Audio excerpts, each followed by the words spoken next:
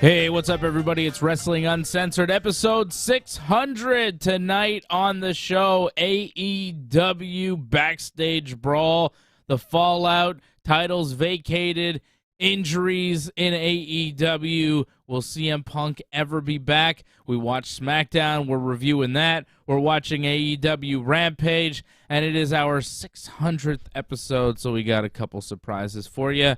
It's Wrestling Uncensored. Let's get Johnny in here and you know, do it.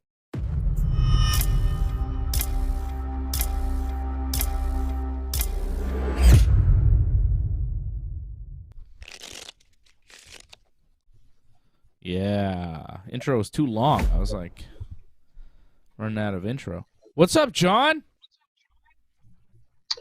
I'm well. It's been a very interesting week, I have to say. One of the most interesting weeks, I think, probably in wrestling we've seen in a very, very long time. This has been, wow. I'm still in shock over that whole media scrum with CM Punk. I think people are still talking about it. It's crazy. It was last Sunday, too. It's crazy that since the AEW Backstage Brawl and all the turmoil there, we've also had a UFC Backstage Brawl erupt and an entire UFC fight card completely changed today, which was nuts. Like, just this week has been crazy. It's been one of the craziest weeks that I've seen in wrestling and in MMA all at the same time. It's quite a week. Welcome to September. Things are serious.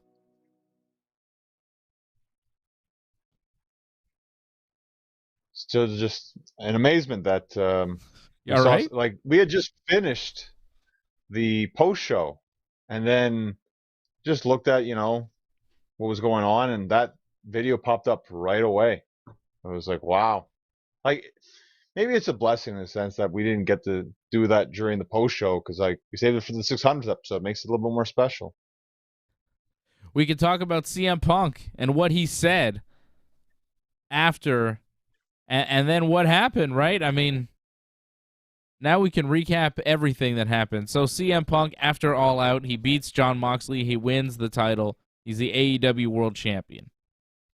Okay? And yes, Doug Hepburn is there. He wants to know. I should tell you some UFC news, too. We'll talk about that. We'll talk about that tonight a little bit. We'll do the UFC 279 watch-along tomorrow, but we'll talk about the whole Nate Diaz thing. He's now fighting Tony Ferguson. Now. Nate's now fighting Tony Ferguson in the main event because Khamzat Chimaev missed weight. So instead of fighting Nate Diaz, Khamzat is now fighting Kevin Holland, who he was brawling with yesterday. And then Li Jingliang, who was supposed to fight Tony Ferguson, he winds up fighting Daniel Rodriguez, who was Kevin Holland's opponent. So the whole card got switched around today because Khamzat missed weight by like 7.5 pounds. It was a significant miss. He missed by a mile.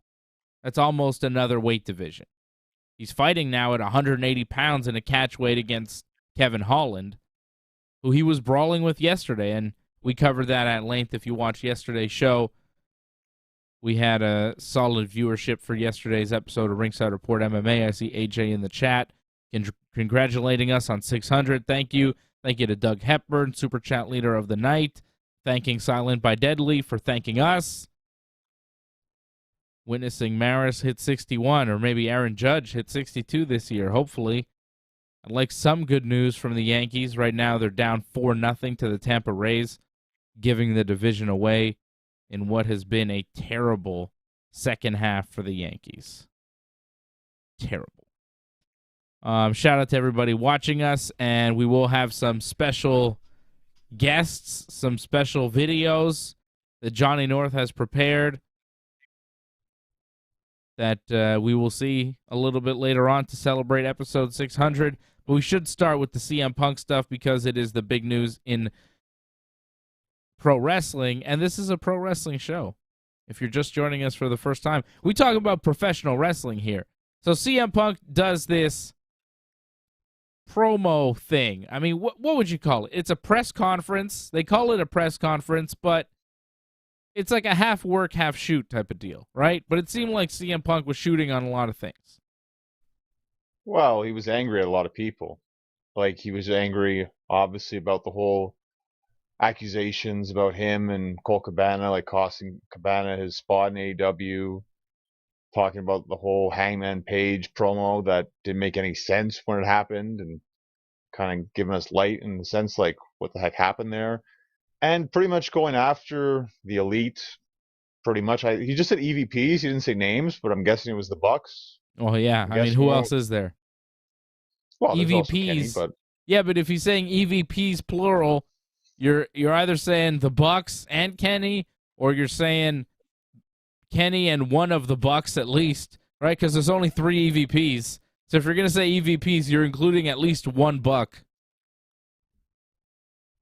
So I'm guessing, yeah, he's just mainly mad with the Bucks, but maybe he's mad with Kenny now too, possibly. Well, and I I mean, feel like he completely destroyed like just the internet like wrestling journalism's like pretty much attacked them. Like Meltzer got it, another guy got it too. Like he just destroyed everybody. yeah, CM Punk went hard. If you haven't seen it, it's worth checking out the AEW press conference with CM Punk. All the things that he said. What did he call Hangman? An empty-headed something? Dumb F. Yeah. Empty-headed what? Like, motherfucker? Dumb effer, I think. Dumb but, fuck? Empty-headed dumb fuck like Hangman Adam Page. Yeah, right. And he said his name. He was saying, Hangman Adam Page going into business for himself. What did I deserve? How did I, what did I do wrong? Talked about Scott Colton, he said Colt to Dave Cabana. too. What? He said, "What did I do wrong, Dave?" Yeah, right he's asking Meltzer. like, yeah, right in his face. Because CM Punk is accusing the Young Bucks and maybe Kenny Omega of leaking stories to Dave Meltzer. The story would be that Punk got Colt Cabana demoted to Ring of Honor and got him kicked out of AEW.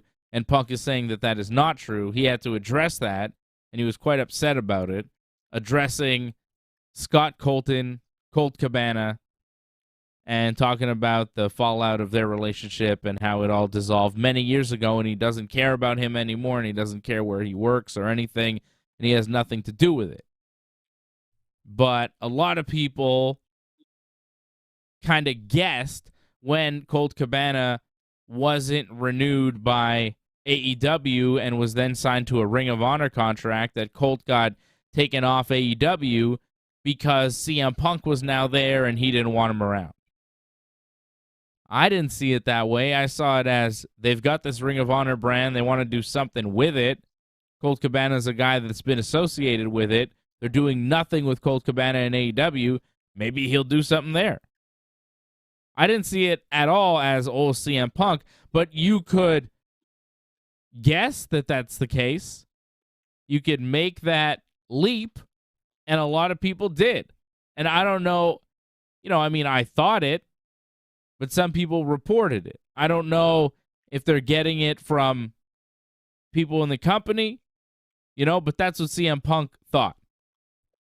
CM Punk felt like people were leaking things to the wrestling media that shouldn't have been leaked about Colt Cabana and telling this story about how CM Punk got Colt Cabana fired from AEW, and Punk had to refute that. But the way that he did it in public like that, saying that the EVPs couldn't manage a target, just buried the EVPs, Kenny and the Bucks, or the Bucks. I don't know who exactly he meant, but, he said EVPs. He kind of left it up for interpretation. He was asked about MJF and MJF being next for him because MJF returned and he won this poker chip thing, so he's got a title shot. And CM Punk was saying, this guy, another asshole I have to work with. He's not happy working with MJF for one reason or another. Yeah, but that sounded more in character, though, that kind of stuff. Yeah, maybe. But, he's saying that Hangman Adam Page hasn't been anywhere or done anything in the wrestling business. He's a former AEW World Champion, is he not? He was one of the guys that started AEW. I mean, you're saying that you're kind of burying your own company, which CM Punk seems to have no problem in doing. You know, CM Punk hates the WWE as long as he's working for the WWE. Once he stops working for the WWE and he's in AEW, he's like, well, this guy John Moxley, you're not as good as Roman or Seth, and Hangman Adam Page hasn't done anything in the wrestling business. And he's kind of saying, like, well, he hasn't been anywhere. Like, he hasn't been to WWE, so he really, whatever. I don't know. So Punk does this whole press conference thing, and then he goes backstage, and there are different stories coming out. The CM Punk side that's being reported by the Wrestling Observer and Fightful and all those places, the CM Punk side is the Bucks came in and they attacked CM Punk, and CM Punk was defending himself. Or the Bucks came in all aggressive and Punk had to throw the first punch, because I think that's the story, right? Punk's story is, or the Punk team, who, Ace Steel or whoever, is that there's more though. Matt Jackson came in, and they all came in, and they were all huffed up, and Punk thought that a punch was going to be thrown, so he decided to throw the first punch. The story is Punk threw the first punch, and that hasn't been refuted by either side, apparently, which is kind of funny. Right. So Punk punches Matt Jackson. Now, this is all real. This isn't like a wrestling thing. This is like a real thing that actually happened that there's no camera footage of because they weren't filming it because it was a real fight. So Punk punches Matt Jackson of the Young Bucks, and then I guess Nick Jackson tries to stop CM Punk, and Ace Steel, CM Punk's friend, gets involved. There's a story that Kenny Omega took Punk's dog out of the room at that time because the dog was freaking out. So he took Larry the dog out of the room where this melee was happening. And then when he came back, he saw Punk on Nick Jackson, so he went to grab Punk and take him off of him. And then Ace Steel pulled Kenny's hair and bit him. And I don't know, I guess it got broken up at some point, but there's talk of lawsuits, there's talk of all sorts of stuff. And then, of course, we're all waiting to see what happened on Dynamite. And Tony Khan comes out at the top of the show and says, well, he doesn't come out. There's a little video thing. And he says, the world title has been vacated. The trios titles have been vacated because Punk is the world champion and Kenny and the Bucks are your trios champions. So the trios championships that they were, right? So the Death Triangle winds up beating the Best Friends on Dynamite Wednesday. They're the new trios champions. And they started a tournament to determine a new world champion. Tony Khan doesn't say the Young Bucks, doesn't say Kenny Omega, doesn't say CM Punk. It's like they disappeared from AEW and never existed. They're taken out of the entrance, the video there, the theme, the opening. There you go. Thank you. And now, even on commentary, they're gone. They're persona non grata. Huh? Commentary didn't mention them whatsoever. No. MJF did tell John Moxley that he went to sleep. He said he looked a little wobbly or something's wrong with him. Is it because you were put to sleep? He did the little CM Punk thing on Sunday. And so it there felt was that. Like Excalibur was trying to get Taz to say something, but Taz was holding back. He's like, oh, they had a tough match, a Dark Order. They came up just short, Taz. What do you think about that? And Taz was like, yeah, they had a tough match. That's what happens. Yep. Because they're not mentioning Kenny or the Bucks. Which is odd. I mean, everybody knows, but I guess the word is because it's possibly a legal situation. They can't talk about it at all.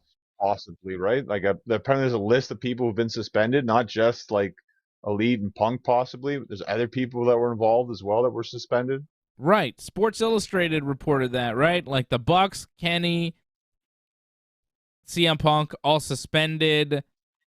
Pat Buck, Christopher Daniels, and Ace Steel were also suspended. I'm not sure why those guys were suspended. I don't know what happened with those guys. Well, Ace Steel, I get it. Brendan Cutler too, and Michael Nakazawa, right? Wow, that's a lot of elite guys that got suspended. Maybe they all marched into Punk's dressing room and Punk felt threatened. I mean, if you're CM Punk and you're sitting there with Ace Steel's wife, and a dog, okay? And you just did this press conference that was pretty explosive. And here comes the Bucks, Kenny, Cutler, Nakazawa, maybe Chris Daniels, Pat Buck, and they're all mad. I mean, yeah, that's rough. You're outnumbered and I don't know. I might throw the first punch too. I don't know what the vibe was in the room. It's hard to tell. People are saying, well, Punk threw the first punch, so he's the bad guy here. I don't think he's the bad guy necessarily in the fight. I think he's the bad guy in the sense that he shouldn't have said what he said. It was too much. You don't have to go public with that. If people think you're a jerk and you got Colt Cabana fired, who cares what people think? You have to address that? What? Use it. When you're a heel, say, I'll get you fired. I can do it. I've done it before. Use it. CM Punk should know better. He should be more professional. But this seems to be the case in AEW. Things are just out of control. I think CM Punk was honestly just in a bad mood because he tore his pec. He just wrestled. And he tore his pec in the match. I thought it was a tricep, but okay. Oh, I thought it was his pec. I don't know. He tore something. He's going to be out for several months. He's got surgery or needs surgery. So he's injured and out for a while. After just coming back for a couple of months from injury, he wins a title, gets hurt, comes back, wins the title again, gets hurt again. Gone. So he knows he's out. I'd be pissed too if I was injured for a while. If I just came back to the thing I want to be doing and then I'm hurt again, I'd be mad. And I think he was just a little salty when he did that press conference. You should not let CM Punk have a live microphone after a match where he just got injured. I mean, that's on Tony Khan. Why isn't he at the hospital? A lot's on Tony Khan. That's on Tony Khan big time. If Punk is out there injured, you have to talk to the man before he goes out and get a feel for how he's doing. If you can't figure it out beforehand, you're not doing your job properly. You've got to figure out how to deal with these personalities and sometimes stop them from shooting themselves in the foot and really shooting your whole company in the foot. Messing up the whole deal. Tony Khan couldn't keep the Young Bucks, Kenny Omega, and CM Punk on the same page. And now he doesn't have four of the biggest stars in his company. The four biggest, really. I mean, Bryan Danielson is obviously bigger than all of them, but you know what I mean. It was the fact that Tony awful. Tony just sat there. That was the huge problem. Like he just Step sat in, there Tony. and he just took all of that for over 20 minutes. And he kind of nodded sometimes to some things that Punk was saying. I don't know if he was like scared and didn't want to say anything, but like he let Punk completely control that. When he was talking like running a business, Punk, like Tony should have said like, I run the business too, but Tony said nothing. And like Punk even said like, if someone has a problem with me, if I see you in the hallway, let's effing go. Like it was kind of like an open invitation, and Tony didn't shut that down. Like a lot of this should be on Tony Khan right now. He didn't step in. He didn't do anything. Tony Khan just sat there right next to CM Punk as he went on this tirade. Didn't do a damn thing. Vince McMahon, if CM Punk started that and Vince was sitting right next to him, he would go, ho, ho, ho, pal. He'd cut him off. Oh, this CM Punk, he's got a lot of spunk. He's got a lot of fire. This is why we love this guy. This is what he would just take over, shut Punk down, and be like, okay, next question. One more question for Punk. And then He would shut it down. And if Good Punk night. tried to jump in, he'd be like, no, all right. He would stop it. Somebody with more presence, with more authority, would have stopped their employee from going on a tirade against management and their fellow employees in public. But also CM Punk is at fault because he shouldn't have done that. He should not have done that. And if you said that shit about me, I would be coming after you for sure. And I've seen CM Punk fight. I'm not, he's Yeah, but like, I take him over the other guys that didn't actually have a fight. Like, at least he did it. I'd take Kenny over Punk in a real fight. Well, You could tell he's a much better athlete, much bigger, much stronger. Kenny's thick as hell. Kenny can move. Kenny's done some training in the past. I know he's aware of MMA. He's trained MMA. He's got some skills. And you could tell Kenny is a hell of an athlete. I wouldn't want to fight Kenny Omega. Like, he's tough as hell and a crazy athlete. Like, EVPs shouldn't be fighting guys on the roster. Like, you have to be looked at like in a different standard, and like, that's not the way to handle business. That's not the way they should ever handle business. The fact that they did that, that's very damaging for them. Like, that to me hurts the company even more, that your EVPs went into someone's locker room and started a fight.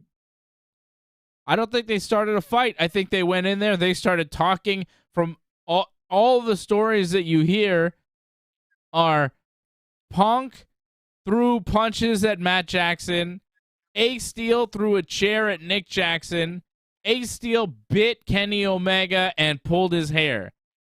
Where in that story do you hear Kenny Omega trying to pull CM Punk off of Nick Jackson?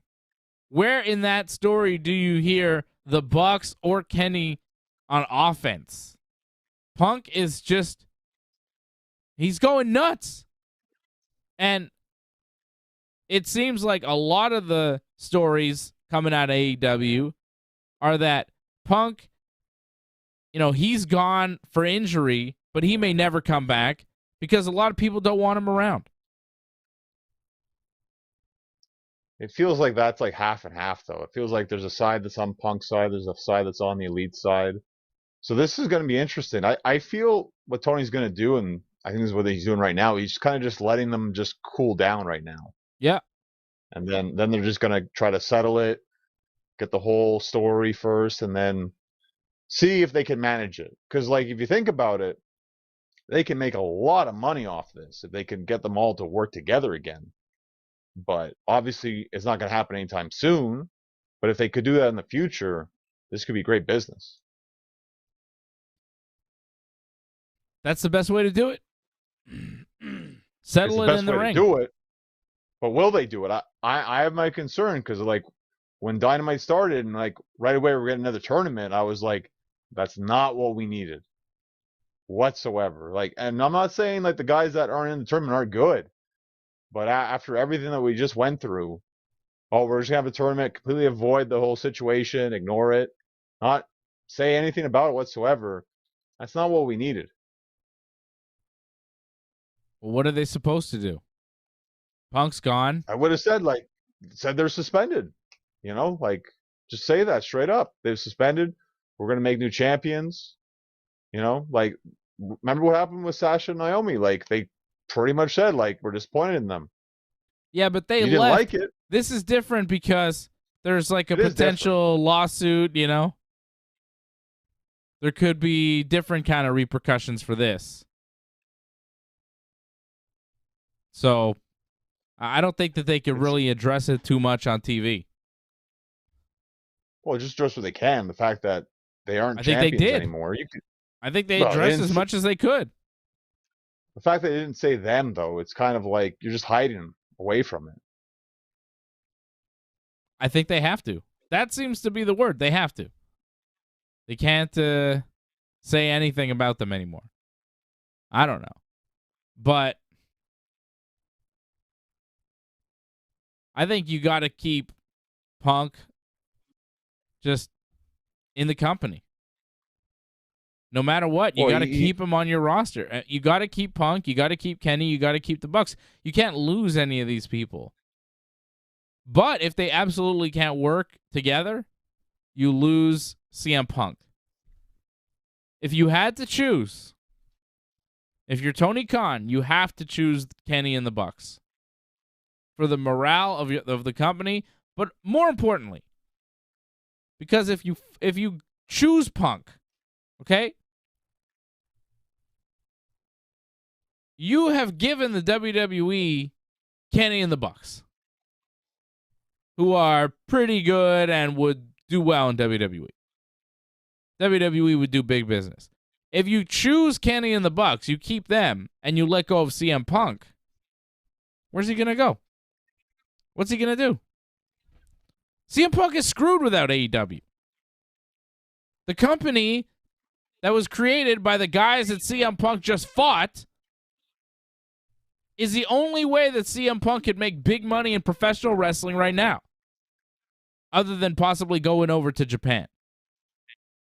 You're not going to be doing pay-per-views in your hometown for New Japan, CM Punk. I mean, they might do one because they have CM Punk. But I would just say, yeah, they might actually do They might do one. But you know what I mean? If you're making big money on top as well, Punk's not on top in New Japan if he goes to work there. Plus, I don't think he would want to do that. It's not his style. CM Punk is a promo-heavy style. That's not what they're doing over in New Japan. So I don't think it would work out for him. If he wants to make big money in professional wrestling and do the thing that makes him famous, for the few years that he has left in his athletic career, AEW is the place he has to be. WWE's not taking him back. Triple H is in charge. The guy that CM Punk left professional wrestling because he was supposed to wrestle Triple H at WrestleMania. Punk took his ball and went home, quit wrestling because, he didn't want to wrestle Triple H. You don't think Triple H was insulted by that? I don't think that WWE would be interested in bringing in CM Punk, especially if he got fired from AEW because of his attitude problem. I don't think that it would be a good move for them to bring him in. And I don't think they would. He needs AEW. He needs Kenny and the Bucks. They made this whole thing so that he could shine. And now he's fighting them. He's punching them right in the face.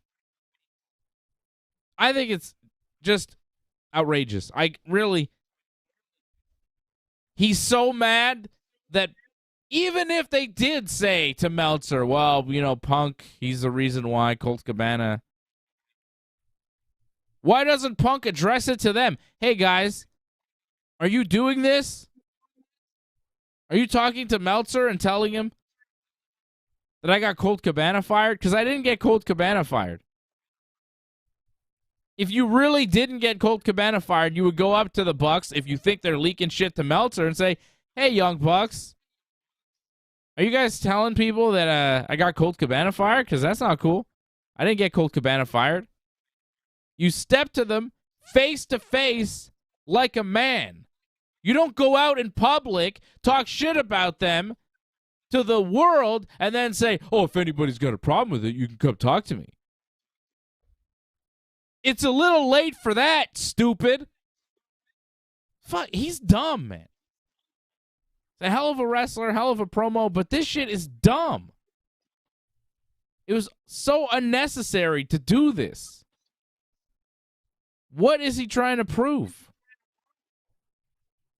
Who did it help? Who did that help?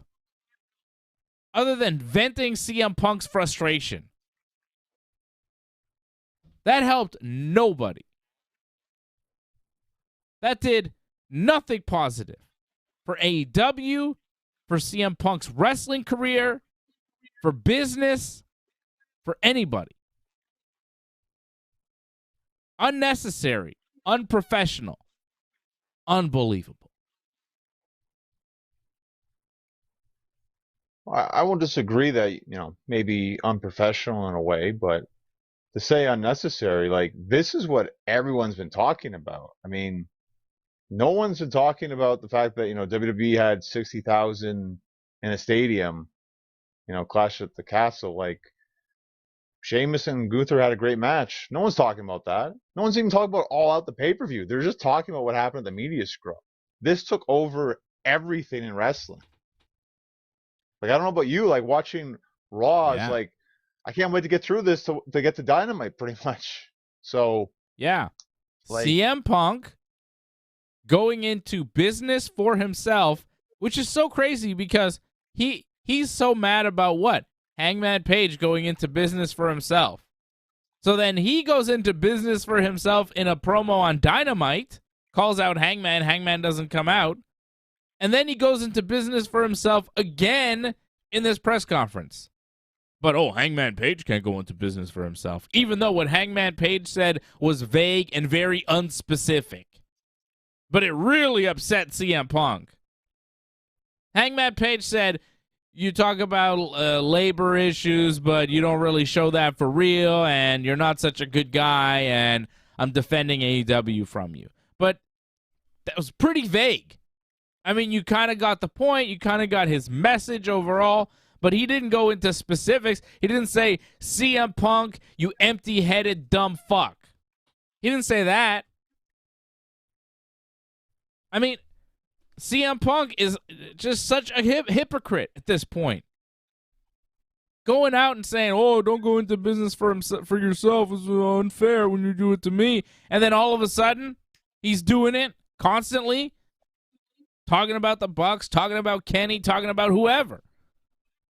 And he does all this, gets the wrestling world talking about him, his broke down ass, when they should be talking about the young star that is Maxwell Jacob Friedman, who returned at the pay-per-view.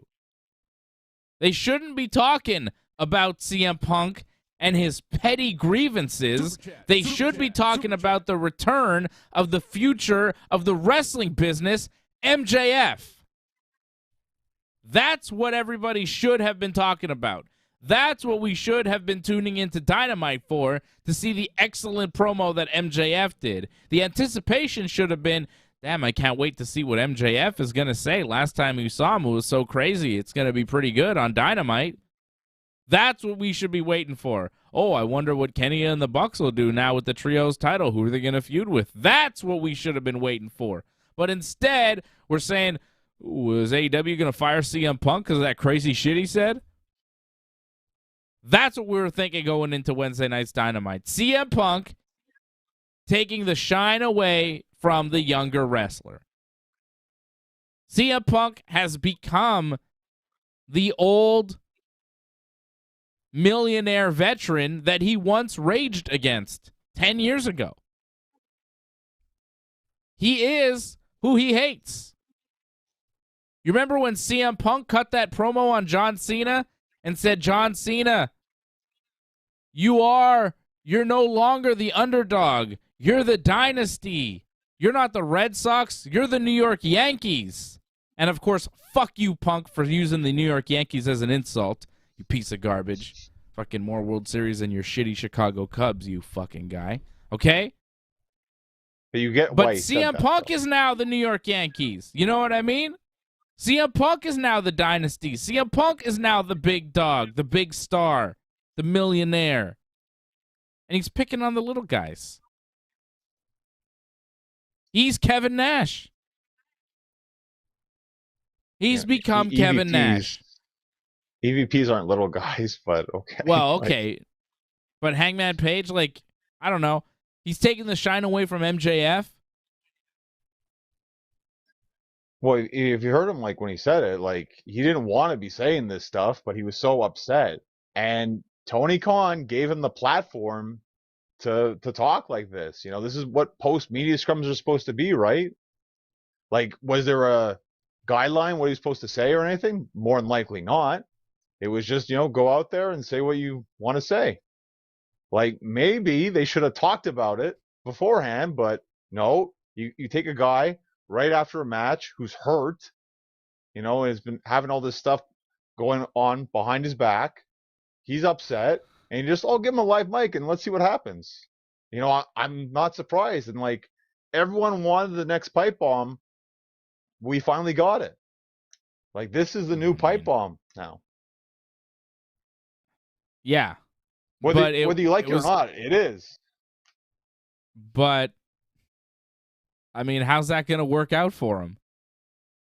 Oh, at least with the pipe bomb, CM Punk came back. He wrestled John Cena. He won the belt, and everything was good.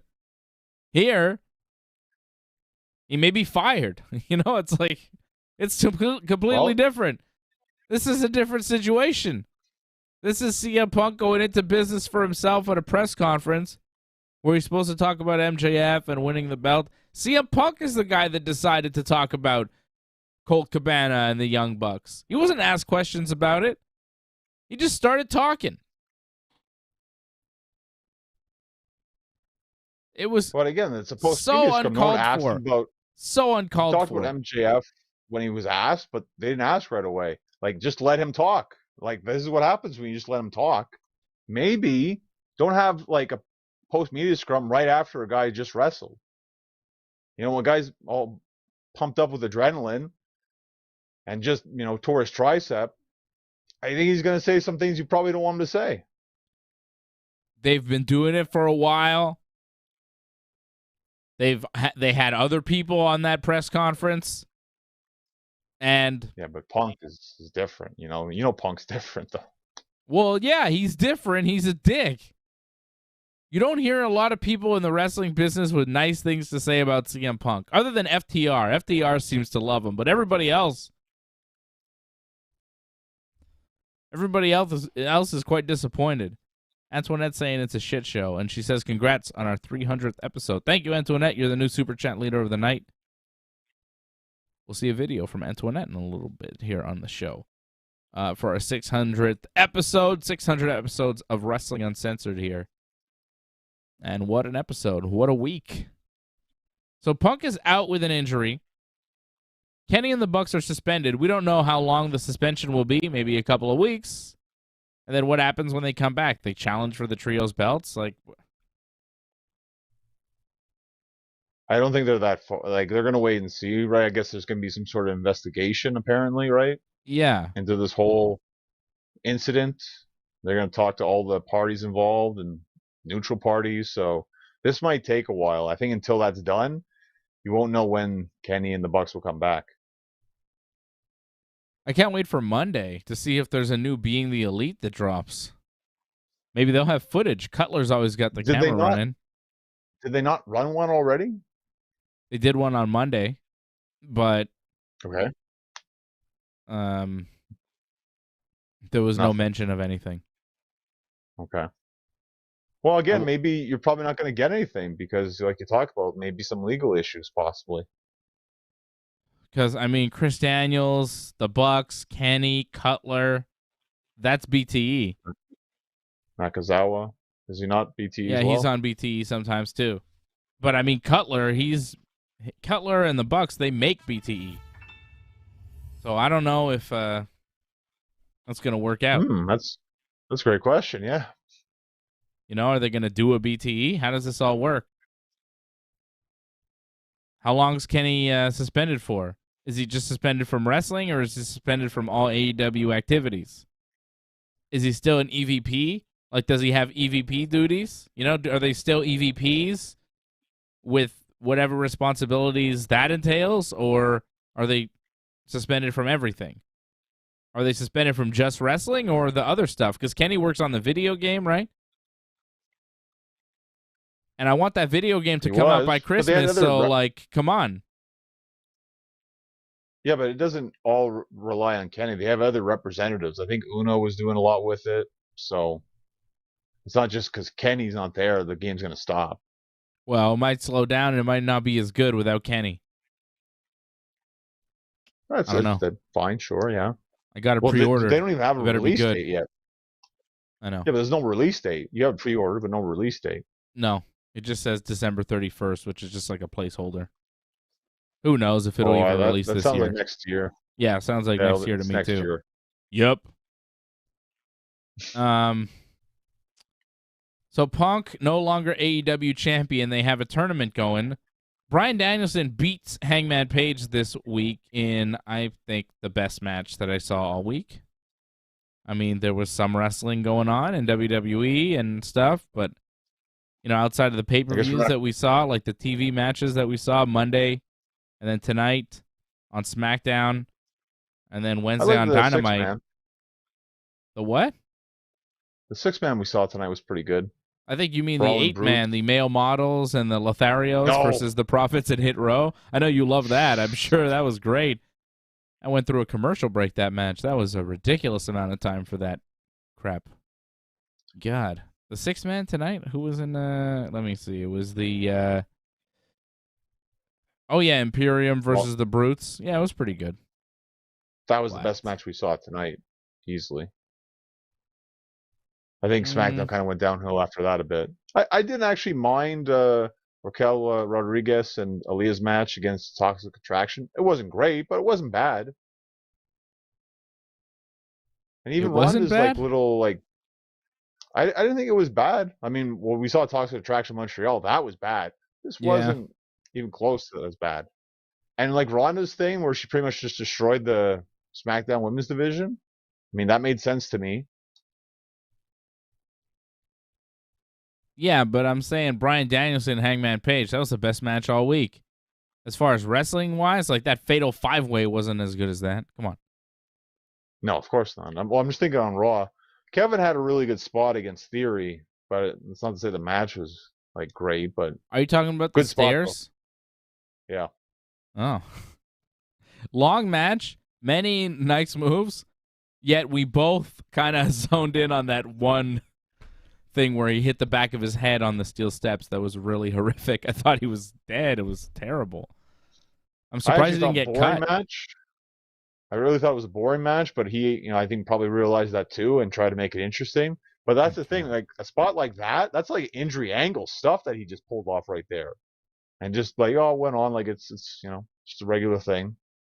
That was great stuff. That stood out, but that doesn't make it the match of the week.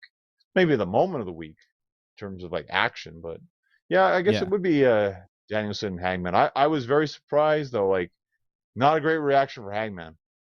The crowd was very not good, especially on the entrance too. Taz was ooh, yeah, because people are mad at Hangman right now because Hangman is involved in this whole CM Punk thing, and Hangman, despite being involved, wasn't involved in the fight. Punk talked about Hangman, said some really nasty things about Hangman in the press conference, but Hangman didn't go and approach CM Punk because Hangman was not in the building, apparently, at the time. He had already left because his match was earlier in the night. So he wasn't around when Punk said that stuff. Kenny and the Bucks, of course, were, but Hangman wasn't there, so Hangman sticks around. But I found it interesting that Hangman and Bryan had this match. First of all, it started with Hangman going for the handshake and Bryan not giving it to him. And I don't know if you noticed, but Bryan was like, can't do it, and that was a sign, I think, of just, Hangman, you're causing a lot of shit here, and I'm a little disappointed in you, Hangman. That was the look that Bryan gave. God, he's good. Oh, he's such a good wrestler. He's the second best wrestler of all time next to Bret Hart. Oh, he's so good. Great match with Hangman Page. Wins it with the O'Connor roll. With a bridge. Just beautiful stuff. Tremendous professional wrestling match. Hangman is so good. I feel bad for Hangman. I hope he doesn't get punished for his role in all this drama, whatever it is. I guess he kind of started some of it. Yeah, kind of. But the thing is, the main problem I think people have with Hangman Punk mainly is just he doesn't like the way his opinion is. He just doesn't like that whole doesn't listen to people kind of thing. That seemed to really get him a lot. So, but I mean, you can't fire or suspend someone just because you don't agree with their opinion. You shouldn't, anyways. Yeah. The promo thing. Punk was mad at Hangman Because Hangman said in an interview that he doesn't like to take too much advice from older wrestlers.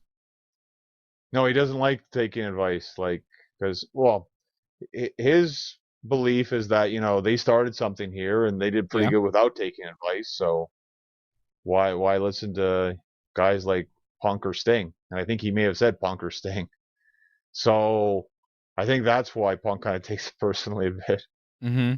But I agree though with that promo though, like that wasn't good because like when you go out there, like there has to be like trust between wrestlers, and you just go off the rails and do something else and make it personal too as well. That's tough. Like how are you supposed to work with someone you can't trust? I mean, he went in there and had the match. Everything seemed to be fine. Yeah, they did the match. I don't think they'll ever do a match ever again now, though. Sadly, and I mean, they should. It's what's best for business, pal.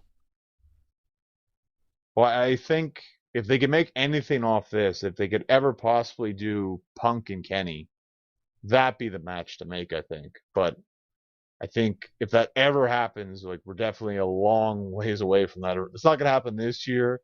Hopefully, maybe by next year, they could possibly get that figured out.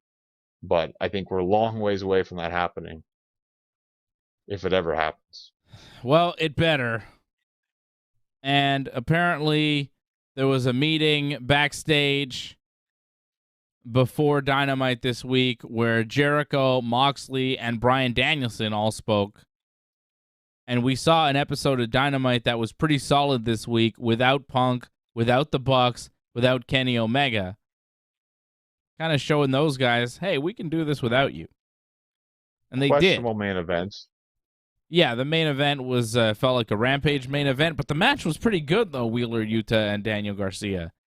And the entrance with West Side Gun wrapping Daniel Garcia to the ring, that was pretty awesome. I like that. I was a big fan of that, John. I don't know if you know who this guy is, but he's pretty cool. I don't. So that was a good. It makes it good entrance. It makes it more important. Yeah. But you just like you talked about Danielson, Hangman had the match, and then they have this other main event. And it's like it should have been the other way around. Yeah, Danielson, Hangman should have been the main event. I don't disagree with you, but Daniel Garcia beats Wheeler Yuta, becomes the new Ring of Honor and Pure Wrestling champion, and then Bryan Danielson comes out after the match, and Wheeler got mad for a minute, and Bryan pushed him away, and Bryan put the belt around Garcia's waist while Chris Jericho looked on.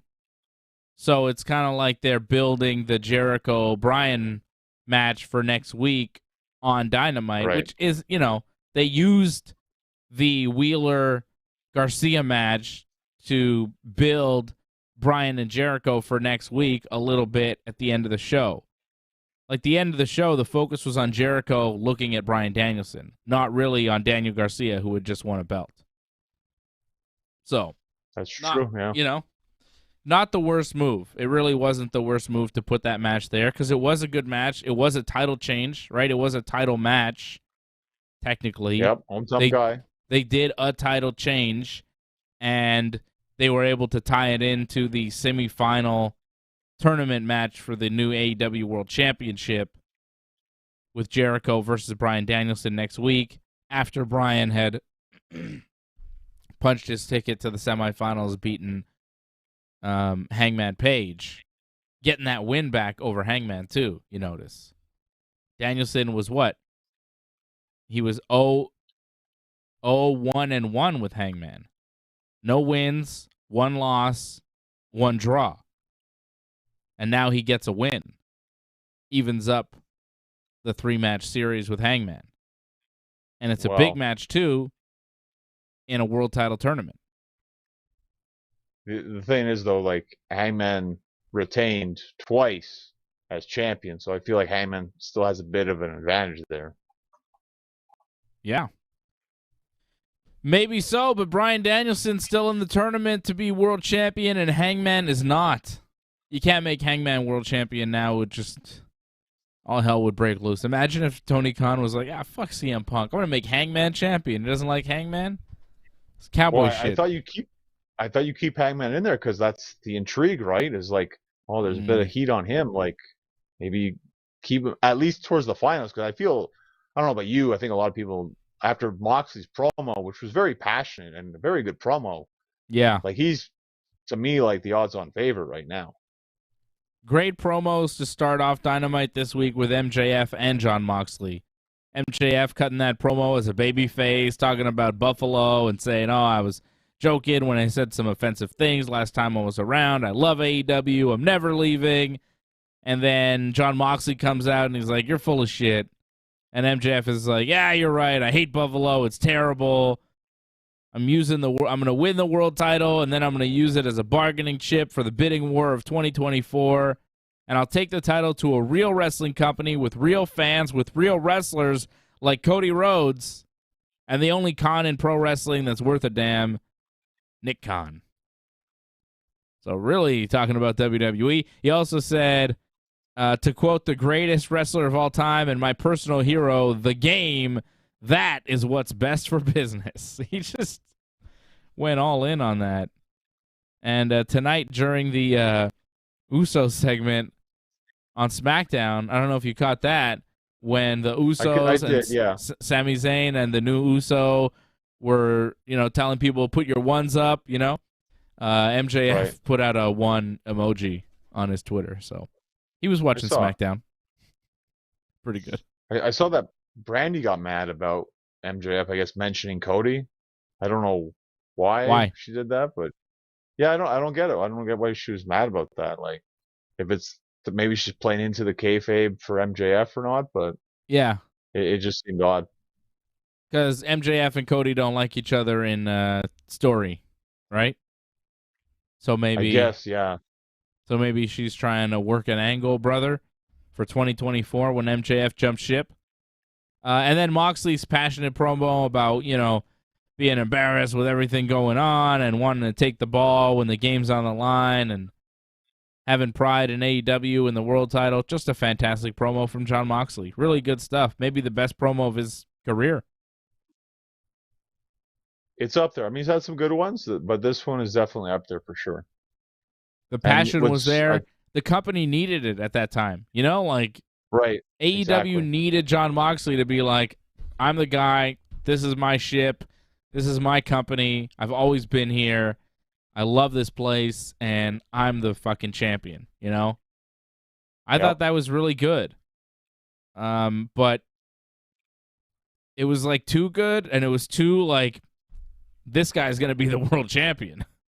It was, I don't know, It was too much. It was like, well, okay, Moxley was supposed to be on vacation now, but they asked him to come back. Apparently, Moxley and Jericho were not supposed to be on the show, but they asked him to be on the show when they lost Kenny and the Bucks and Punk. And then Moxley comes out, does that passionate promo. He's in the world title tournament. He gets a bye in the first round for some reason. I guess because he was the former champion. Number one contender, right? What about ranked, Jericho? Why did he get a bye? It's probably the second one, I guess. To me, it should have just been Moxley versus MJF. We should have seen that on Dynamite. That's what I think they should have just done right away. But we have to go through a tournament, I guess. You got to save it. I feel like, I guess they got to save it. But, we know it's coming down to that anyways, right? MJF's going to be the champion before this year's over. Probably. Maybe. It's just, when does he win it? Is it Grand Slam or Full Gear? MJF's going to be the champion. Well, it can't be Grand Slam because the tournament finals at Grand Slam. Can MJF cash in the chip and do a match that night? I think as long as he does it ahead of time or something. He said something about that. As long as they announce, so maybe. Well, Bryan Danielson's going to wrestle Chris Jericho next week, and then Jon Moxley will also wrestle against Sammy Guevara in his semifinal match. And the winners of those two matches will wrestle each other at Arthur Ashe Stadium on Dynamite September 21st at the AEW Grand Slam show, which is a big show for them. So 2 weeks on Dynamite, we'll have a new world champion. Now, I think that Bryan Danielson's going to get his win back over Chris Jericho and get to the finals. And I think Jon Moxley definitely beats Sammy Guevara. I mean, who are we kidding? Right. So we got Moxley against Danielson again. Yeah. Does that make sense to you? Stuff. Moxley won the last time. Is it time for Danielson to get his wins back? I think it is. He beat Hangman. He couldn't beat Hangman before. Now he's figured it out. He's beaten Hangman. He lost to Jericho at the pay-per-view.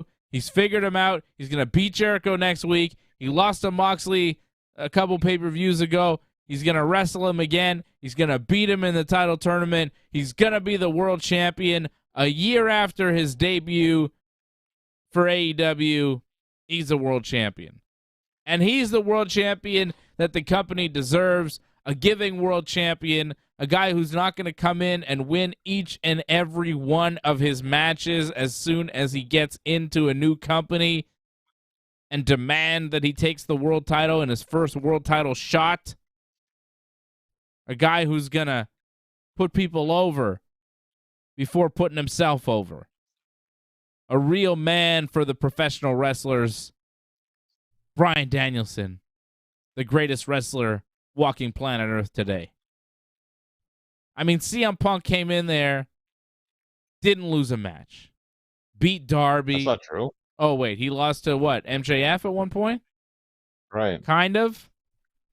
No, not kind. He did twice, actually. He lost to MJF twice. Did he lose a dog collar match to MJF? No, he won the dog collar match, but he lost the first one, and it got restarted, and then he lost again. Oh, yeah, but that was like a bullshit match. Well, the real match, like the pay-per-view match, Punk won.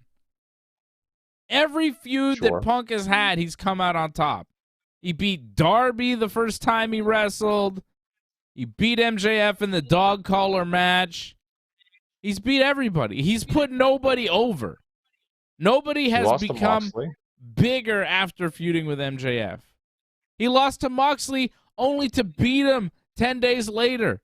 The only reason why they had that match was that so Moxley wouldn't look like garbage. Just losing to Punk. Every feud Punk has, he wins. Bryan Danielson has lost a lot of shit. He's lost a lot. To the point where you start thinking, are they ever going to make him world champion? But right now, he's the guy. He is the best wrestler in the company. By far. He should be the guy. He should always be the guy. But I think especially now, because everybody thinks it's going to be Jon Moxley, plus Jon Moxley was supposed to take a vacation. Let him take a vacation. Let him go on vacation. The guy has a young child. He was just in rehab. Doesn't Bryan have two? Yeah, but Bryan wasn't just in rehab, man. You got to rest. You got to relax. You got to stay off the road a little bit. You got to take vacations. You got to enjoy your family. You got to not have the stresses of being the world champion all the time.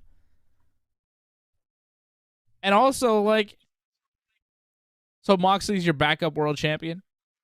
It's just kind of, it feels like a backup. Because Moxley was the interim world champion when Punk was gone. Then he loses to Punk at the pay-per-view.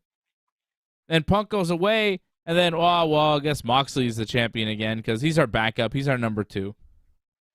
It just feels like a backup. If it's Bryan Danielson, it feels like a new title reign. It's like, oh, well, Bryan Danielson, you know. We haven't seen him wrestle CM Punk. I wonder maybe Bryan Danielson would beat CM Punk if they wrestled. There's that question. With Moxley, it's like, well, Punk beat him, and, you know, if Punk comes back, he'd probably beat him too. He's a backup. And I don't think that's right for AEW. I think they need a bit of a fresh start. They can't just go back to the Moxley thing because Moxley as champion reminds you of CM Punk. And you want that clean break right now. Well, I just feel no matter who becomes the champion off this tournament, that they're going to lose to MJF not too long afterwards, if not right away. So if it's that case, I don't mind if it's Moxley. Mm-hmm. If he's just going to lose right away again. Like, honestly, if if you're going for Danielson, this would kind of suck if like he went through all these tournament, like got the wins back, and then lost right away. That would be just as devastating. It would make sense. It would be, Well, yeah, it makes sense, but for Danielson's career, it would just make sense. He finally climbs the mountain, and it's immediately taken away from him. That happens constantly. That's most of his career. it's what I expect is going to happen. So make him champion briefly. Why not? Let's go. I think Bryan Danielson should be the champion. I don't know if they'll do it. There's a chance, too. It's Jericho and Moxley in the finals. Yeah. I mean, MJF could beat any of these guys, really. That's the way I look at it. But, I mean, Moxley and him had that stare down, so already they've started something. Yeah. I could see it. It makes more sense than Bryan versus Moxley at this point because, they're in the same group. How many matches they're going to have against each other? I don't know. But I guess if the world title's on the line in a tournament, it would work. They could do it. Anything else on Dynamite? Death Triangle beat the Best Friends to become the new AEW Trios champions. Pretty good match. Not bad. Well, great for Pac. Like, he became the first ever double champion in AEW. Yeah. Yeah, he's the Mid-Atlantic champion. Is that what it's called? No. That was the All Atlantic. All Atlantic. Mid-Atlantic was an old wrestling territory. Tony Storm beats Penelope Ford. Okay, Ford got hurt in that match. You think? I don't know. Like, it just ended abruptly. Like, she gave her like a DDT that looked kind of rough looking, and then it's over. It's like, okay, someone looked like they got hurt. I don't know. I didn't notice that. Tony Storm just started a comeback, and it looked like it was just like the first thing she hit her or second thing she hit her with, and it was over. It was like, I think she got rocked or something. I think maybe she rocked her in the corner with a forearm or something, and I don't know if she was knocked out, but I don't think it was supposed to be DDT finish. Huh. Tony Storm said some things about Thunder Rosa. Did you see that? He said, "Oh well, Thunder says she's hurt, so scrum, whenever right? What? Was it in the media in the press scrum conference too, as well? thing? Yeah, press conference. Tony Storm sitting there next to Tony Khan. Two Tonys are sitting there. One Tony says to the other Tony, she says, "Yeah, Thunder Rosa says she's hurt, so when she says she's not hurt, she can come here and lose to me." Kind of insinuating that Thunder Rosa says she's hurt, but I don't know if she's really hurt or she didn't want to come to the pay-per-view and do the job. It's kind of like a Shawn Michaels thing, when Shawn Michaels, that little bastard, he was a WWF champion. He didn't want to drop the belt to Brett, so he said he was injured. He said he had a knee injury, and he had to leave and vacate the title, and nobody believed Shawn was really hurt. I don't think he was. I think I still don't believe he was hurt. He wasn't hurt. He just didn't want to drop the belt to Brett because he's a little bastard. Well, Shawn had a history of that, but I don't feel Thunder and Shawn should be in that same thing. I think Thunder's doing it. She's pulling an HBK. Thunder Rosa lost her smile. I don't think so. I think Thunder will come back, hopefully sooner than later, and they'll have that match. And I think Tony will probably beat her as well, because it feels like they're really going to push her hard now, it seems. Well, the word was Tony was going to win at the pay-per-view against Thunder. Then all of a sudden, Thunder's hurt. Suspicious. People are not believing it. Well, remember, yeah. So I told you about that. Like, people thought she was lying. Like, I don't think she is, but some people think that, sadly. I hope she's not. But Tony Storm seemed to think that she was lying, right? Like, from the comments? I think she was just playing into it, though. That's what I think. Maybe. I don't know. Daddy Magic and Angelo Parker and Action Bronson and Hook are going to wrestle each other. Daddy Magic and Angelo Parker. What? You must be happy. This is like your dream match here. Like I can't believe it. This is unbelievable. Action Bronson is actually going to wrestle in Queens, where he's from, at the Arthur Ashe Stadium at the AEW Grand Slam. Action Bronson's first ever professional wrestling match. He'll be teaming with Hook. He does the Hook entrance song to face Daddy Magic and Angelo Parker. Super chat. Come on. I love it. I love it. The Yankees just lost again. Fucking shit. Fucking goddamn fucking. Don't let it ruin the good night we're having. Tying run at the plate. They couldn't do shit. God damn it. Lost to the Rays. The Yankees season's not over yet. Don't worry. I know Bronson's mad. Bronson's a Yankee fan. Friends with CC Sabathia. I'm a big Action Bronson fan. I saw Action Bronson here a couple of months ago. He was performing. It was amazing. Bronson is the best. He's a huge wrestling fan. He's got so many pro wrestling references in his raps. And he helped Hook out on the pre-show for All Out in Hook's match.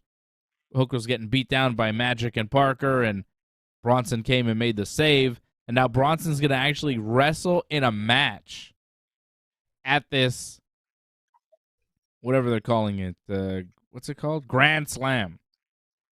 Wish the Yankees would have hit a Grand Slam. Would have won this goddamn game. AEW Grand Slam. Action Bronson and Hook versus Daddy Magic and Angelo Parker. I mean, come on. I love it. I don't know if Bronson could wrestle, but I bet you he's amazing. He's great at everything he does. Actor, singer, dancer, exotic olive oil taster. It's him, baby. Well, I'm starting to feel that the whole card is kind of shaping up here. I think you're going to have the tag team title match first. And you probably have this match top of the second hour, I think. And then obviously the world title match is the main event. Throw in another women's match somewhere. Maybe Jade, I'm guessing. That should complete. Oh, there'll probably be another segment or two, but that should pretty much complete the card, I think. MJF promo. Yeah, stuff like that. Segments. Look at you booking the Grand Slam show. They already have 3 matches, right? They have the world title final to crown a new champion. I agree. I think it should main event the show, although knowing AEW would have probably opened. Yes, true. Right? Action Bronson and Hook versus Daddy Magic and Angelo Parker. I mean, that's great. And also, yes, the Acclaimed will be taking on Swerve in the Glory for the tag team titles. That's Swerve Strickland and Keith Lee. Swerve cut a heel promo on the Acclaimed this week. And Daddy Ass, who is the manager, Billy Gunn, Daddy Ass, the manager of the Acclaimed, cut a promo too. Super chat. And it seems like the Acclaimed wrestling in their hometown, getting the rematch after how good that pay-per-view match was. It may be the Acclaimed's time to win the AEW tag team titles. What do you think?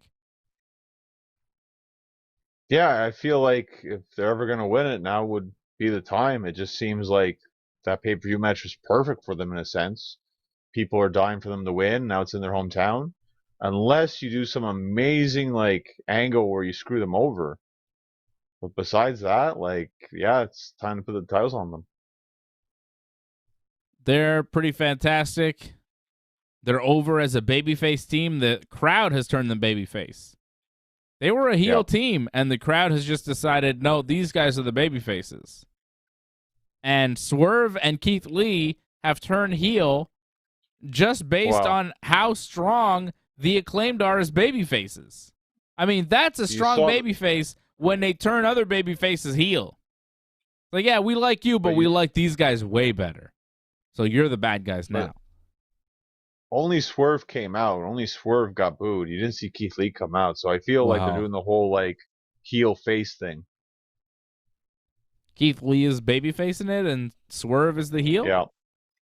Yeah. Maybe, and then they break up, and then they do the feud that way. with Lee as the babyface. Okay.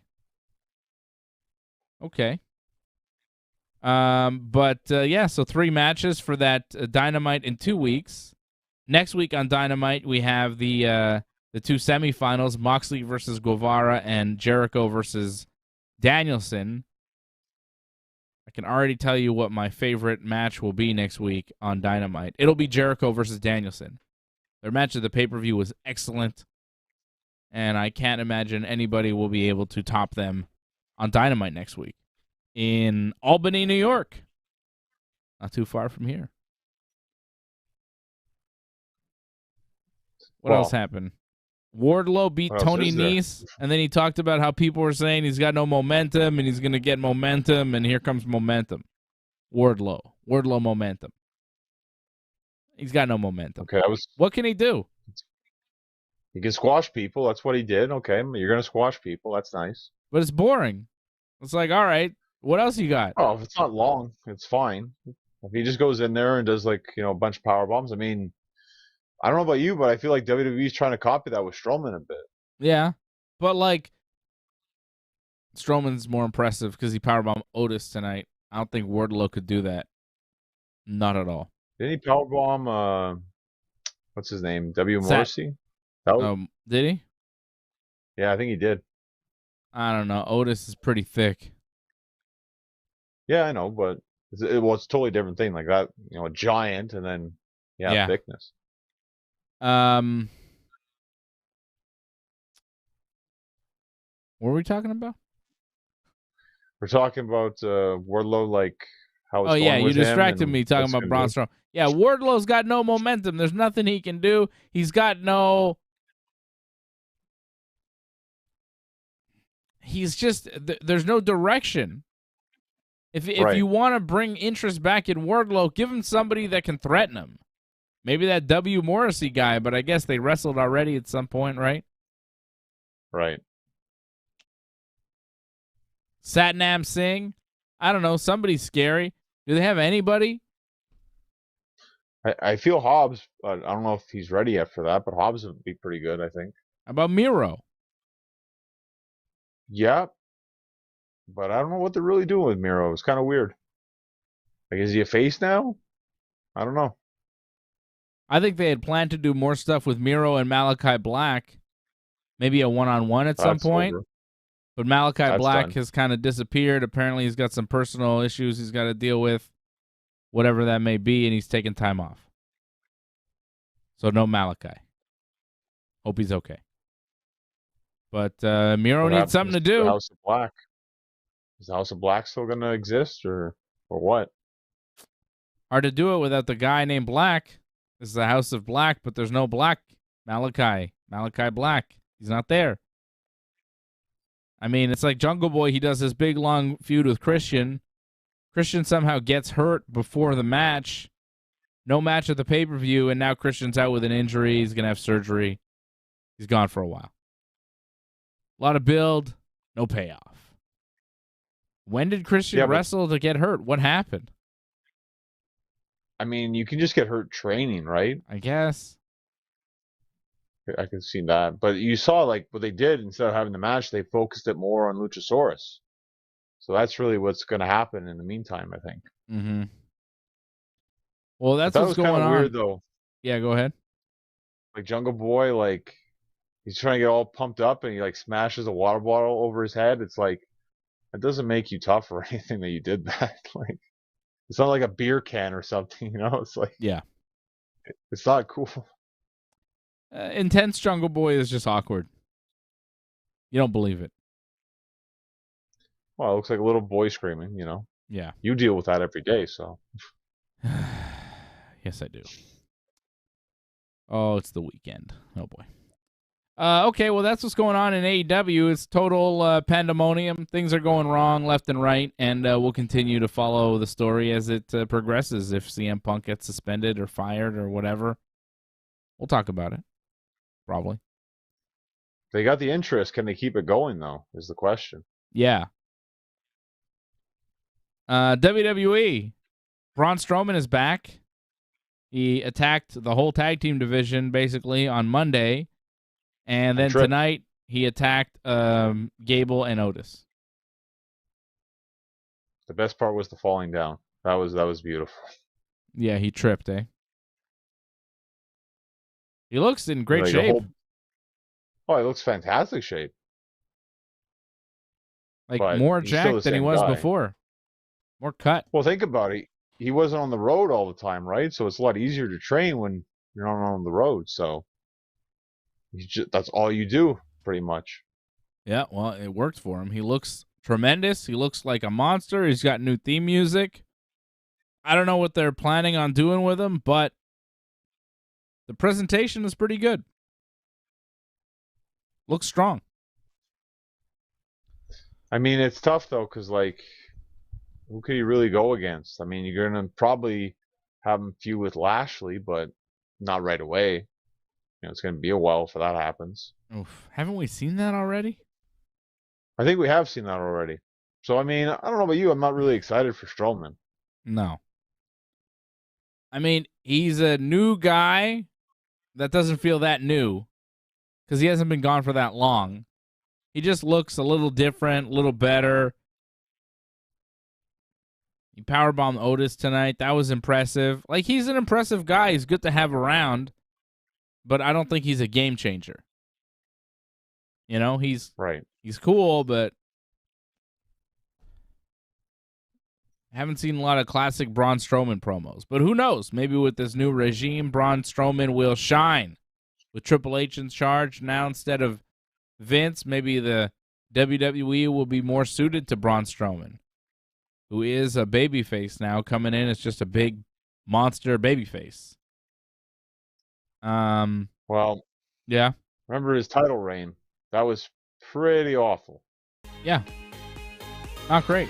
So him at his peak was never really good. So that was the thing. Like, I feel like his best moment was that whole thing with that kid at WrestleMania, Nicholas. Yeah. And that's not saying much. But as the WWE, it's not bad to have a giant jacked guy around that can kind of wrestle. You know, like they had Omos. I think they've given up on that whole experiment. Right. They had the other guy, there's a feud. Dabba-Kato. They've given up on that. I mean, Omos, maybe if you want to bring him back. I don't know if they ever do. They just don't have any really gigantic guys like Braun Strowman on the roster. So he stands out. It's not bad to have him around. He's an attraction. That's how I see it. Well, he's good. He's going to be on SmackDown too, it looks like, right? Is he? I don't know. He was on Raw and SmackDown. I feel like, well, who knows? I mean, they'll probably just throw him in wherever, but I feel like they need him more on SmackDown because, again, the lack of people on SmackDown. Raw is just like jam-packed. There's just so many people on Raw. Yeah. I don't know. If you're on SmackDown, you're kind of right in Roman's way. I don't think you want to get in Roman's way. If you're on Raw, then you can feud with Bobby Lashley. Well, everyone's on every show anyways, right? Like Alpha Academy's on Raw. They're still on SmackDown anyway, so does it even matter? I don't know. No, you're right. They're all over the place. Harold Schneider dropping a super chat. He says, I don't think I started until you were on YouTube. How many shows is that? I have no idea, Harold.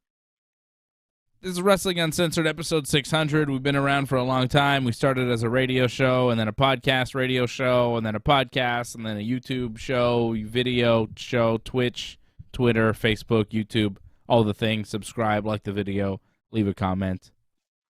But I don't know how many shows. I don't know how many shows we've done that have been like just on YouTube, but I think several hundred. I don't know. Oh yeah, for sure. Like if you look back, I'm sure some of them were numbered. I'm pretty sure like starting in the 300s, we were on YouTube. So there you go. See, Johnny knows this stuff way more than I do. Johnny is on the ball. He's been talking about episode 600 for like a couple months now because it's been coming up. And I don't really realize, I'm not ever thinking about the past and the history and how many shows. I'm thinking about the next show and, you know, what do we got and what are we doing? And, you know, I think that's why the shows are so damn good because I'm always focused on the next one. That's good, yeah. You don't focus on the past accomplishments, you focus on the future. And that's what we're always doing. Harold Schneider, thank you for the super chat. Thank you, Doug Hepburn. He says Tigers are winning 10-1. Whoa. Oh, come on. Good luck to you, Only Doug, got one. and your team. I mean, I didn't love it. Everyone loves the acclaim. Scissor me daddy ass, of course. Patrick C. Hamilton has been a member for 22 months. Thank you, Patrick. You are part of the backbone that supports the Ringside Report Network. Thank you for the super chat. You are now the super chat leader of the night. 666 for the 600th episode of Wrestling Uncensored. Thank you, Patrick. And yes, I will be giving you picks for the updated UFC 279 card. As a matter of fact, I can give you my picks right now. I don't even know if we have betting odds on this. Let me see. Does Bet99 have odds? I'll give you some quick picks for UFC 279, Patrick, because you have been a member of the team for 22 straight months, and you're the super chat leader. And that deserves the whole show stopping to answer your question, because by God, you support the network. And I don't have betting odds for these fights yet. Let's see over here. Bet99 has not posted them. Are they up over here? On best fight odds? I don't think so. Yeah. Ooh. Holland plus 430. Khamzat minus 560. That's about right. I've got Khamzat. Ooh. Nate Diaz plus 105. Tony Ferguson minus 25. I like that. I'm going with Nasty Nate. I got Nate Diaz over Tony Ferguson. I think Nate has way more left in the gas tank than Tony does these days. I'm going with Nate over Tony Ferguson. I'm going with Khamzat over Kevin Holland.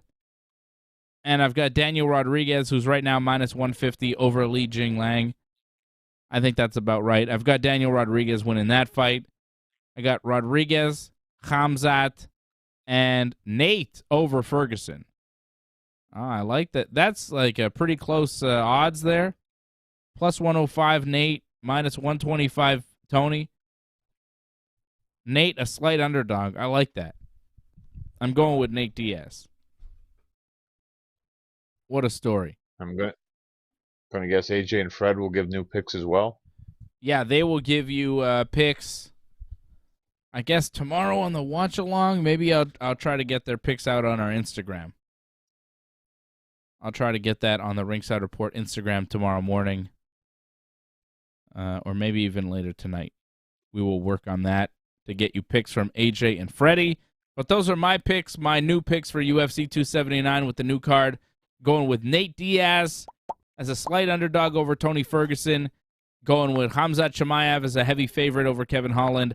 And I'm going with Daniel Rodriguez over Li Jingliang. Crazy, crazy turn of events there. There's the brawl yesterday.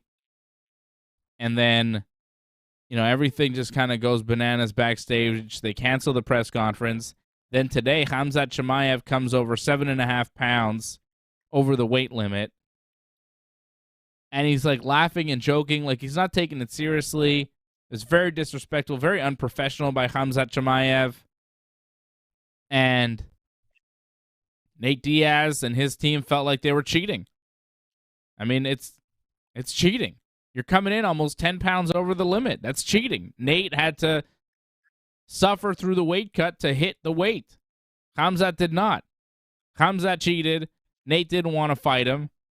Nate fights Tony Ferguson instead, who did make 170. And Khamzat, weighing almost 180 pounds, he fights Kevin Holland, who by chance was fighting Daniel Rodriguez at a catch weight of 180.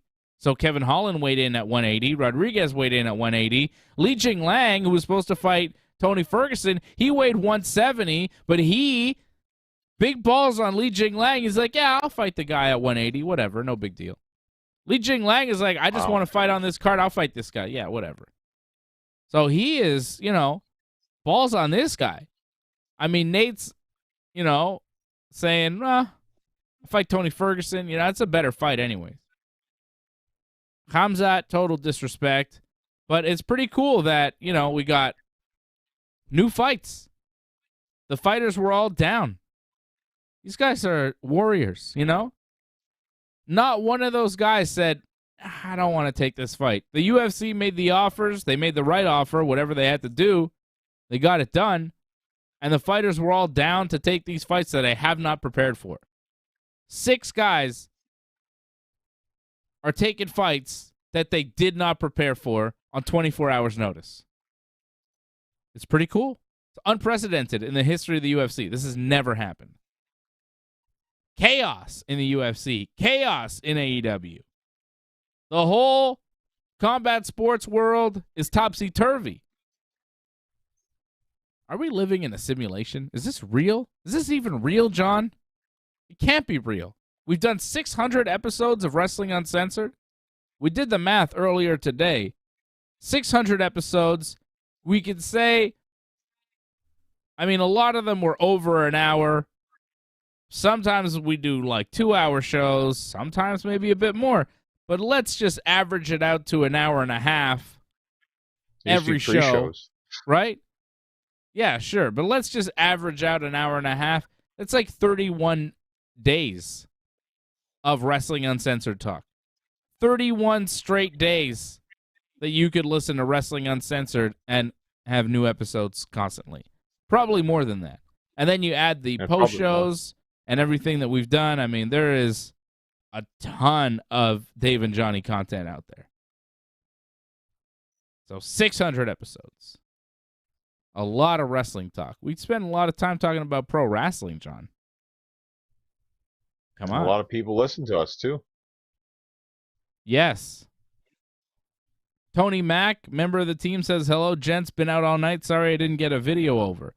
Yes, Johnny, you were soliciting some of our fans, viewers, listeners for videos congratulating us for 600 episodes, right? You were getting videos.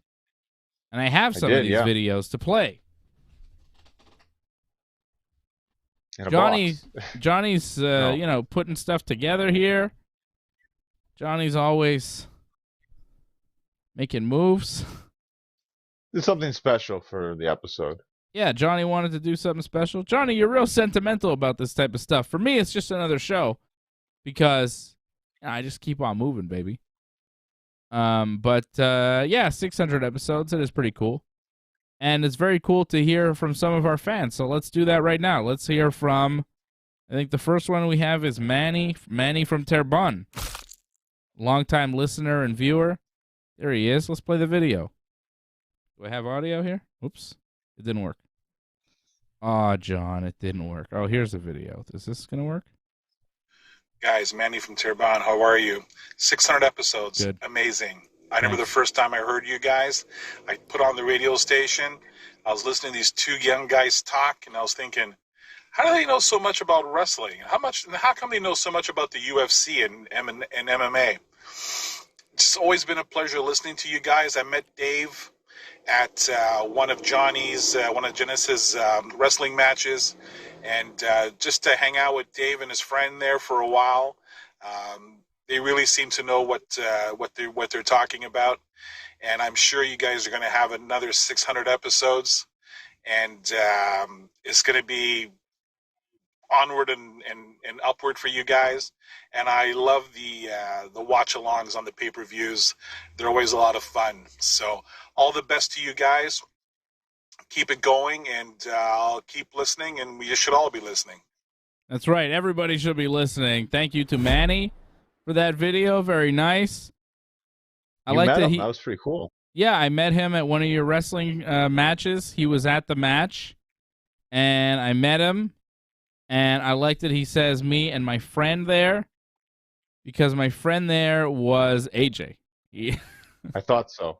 Yeah, I think it's great that he's very familiar with me and you, but AJ is just, my friend. That other guy you were with, AJ DeLessio, of course, of Ringside Report MMA. Thank you, Manny. How do we know so much about wrestling and MMA, John? I think because we talk about it so much. We watch a lot of it. We used to be young? Is that what you're saying? Well, that's what he said. Like, oh, these young guys talking about wrestling. Like, yeah, we used to be young. I remember that. Yeah, we used to be young guys. What happened? And we just stayed and talked about wrestling. It aged us. Yeah, wrestling has aged us terribly. Okay, let's get to another video. Thank you, Manny. That was awesome. Yeah, thank you, Manny. Very cool. I've got another one here. If I can do it properly, it's always tricky. I'm not good with this stuff. You sent me the videos in several different formats, so it's hard for me to. I'm blaming you, John, for all the formats. Okay, here is our buddy Rob Cluse, who's a big fan of the show. Great guy. And here's Rob sending us a special shout out. Hello, this is take roughly 17. You can tell by how good the quality of this one will be, how good I am at these things. Regardless, I just wanted to take a few minutes out of my day to wish you congratulations on your 600 episodes. Well deserved. It's been entertaining the whole way. Congratulations on hopefully 600 more. Keep entertaining us and interacting with everybody. Hopefully our paths will cross again soon. Take care of yourselves. There he is, Rob. Thank you, Rob, for the nice shout out there. See, it's not easy. The recurring theme. You have to do so many. It's not easy to get on a camera and just talk to people. We do it all the time. We make it look easy because we're used to it. But some people, they got to do take after take to get it right. We do it live every time, Johnny. Is there a theme? You're sensing a theme? What's the theme? I'm sensing a theme. Like, people keep saying, like, oh, we're going to do 600 more episodes. I'm like, I can't believe we made 600. You want 600 more? Like, wow. Yeah. I appreciate that. We'll see what happens. I think it's possible. Guarantee 600 more. It's possible, but wow. 600 more. It's amazing we got to 600. But wait and see. You never know. Do it properly. Hold on a second. I got one here. Tony Mack just sent one by Twitter. He just sent one for us as he's watching our show. Here's Tony Mack out in England. I think. Oh, I had him in a second. Hold on. I heard something. Hold on. Let me get this. I'll do it, John. I swear I'll get it. I'll get it one day. I think I got it. Do I got it? Oh, I don't got it. Sorry it's a bit late. 600th episode. Outstanding show. Does mean a lot of late nights for me. Son Thomas loves it. Superb. Keep up the good work, gents. There he is. Hello, gents. There he is. Tony Mack. Can hear us. I like that we're right there. Thank you, Tony. Yeah. Tony watching us right now, super late out in England. Thank you, buddy. Always great hearing from our buddy Tony Mack. That was awesome. Yeah, that was great. Let's hear from our friend Antoinette. Do we have that? Here we go. I am Antoinette from Toronto, Canada, and I'm proud to be part of the member. I want to say thank you for having me, for the rants, the laughs, the late nights, the pay-per-view, and all the time that you guys put into this. I so greatly appreciate it, and I look forward to every Friday night and watching your show.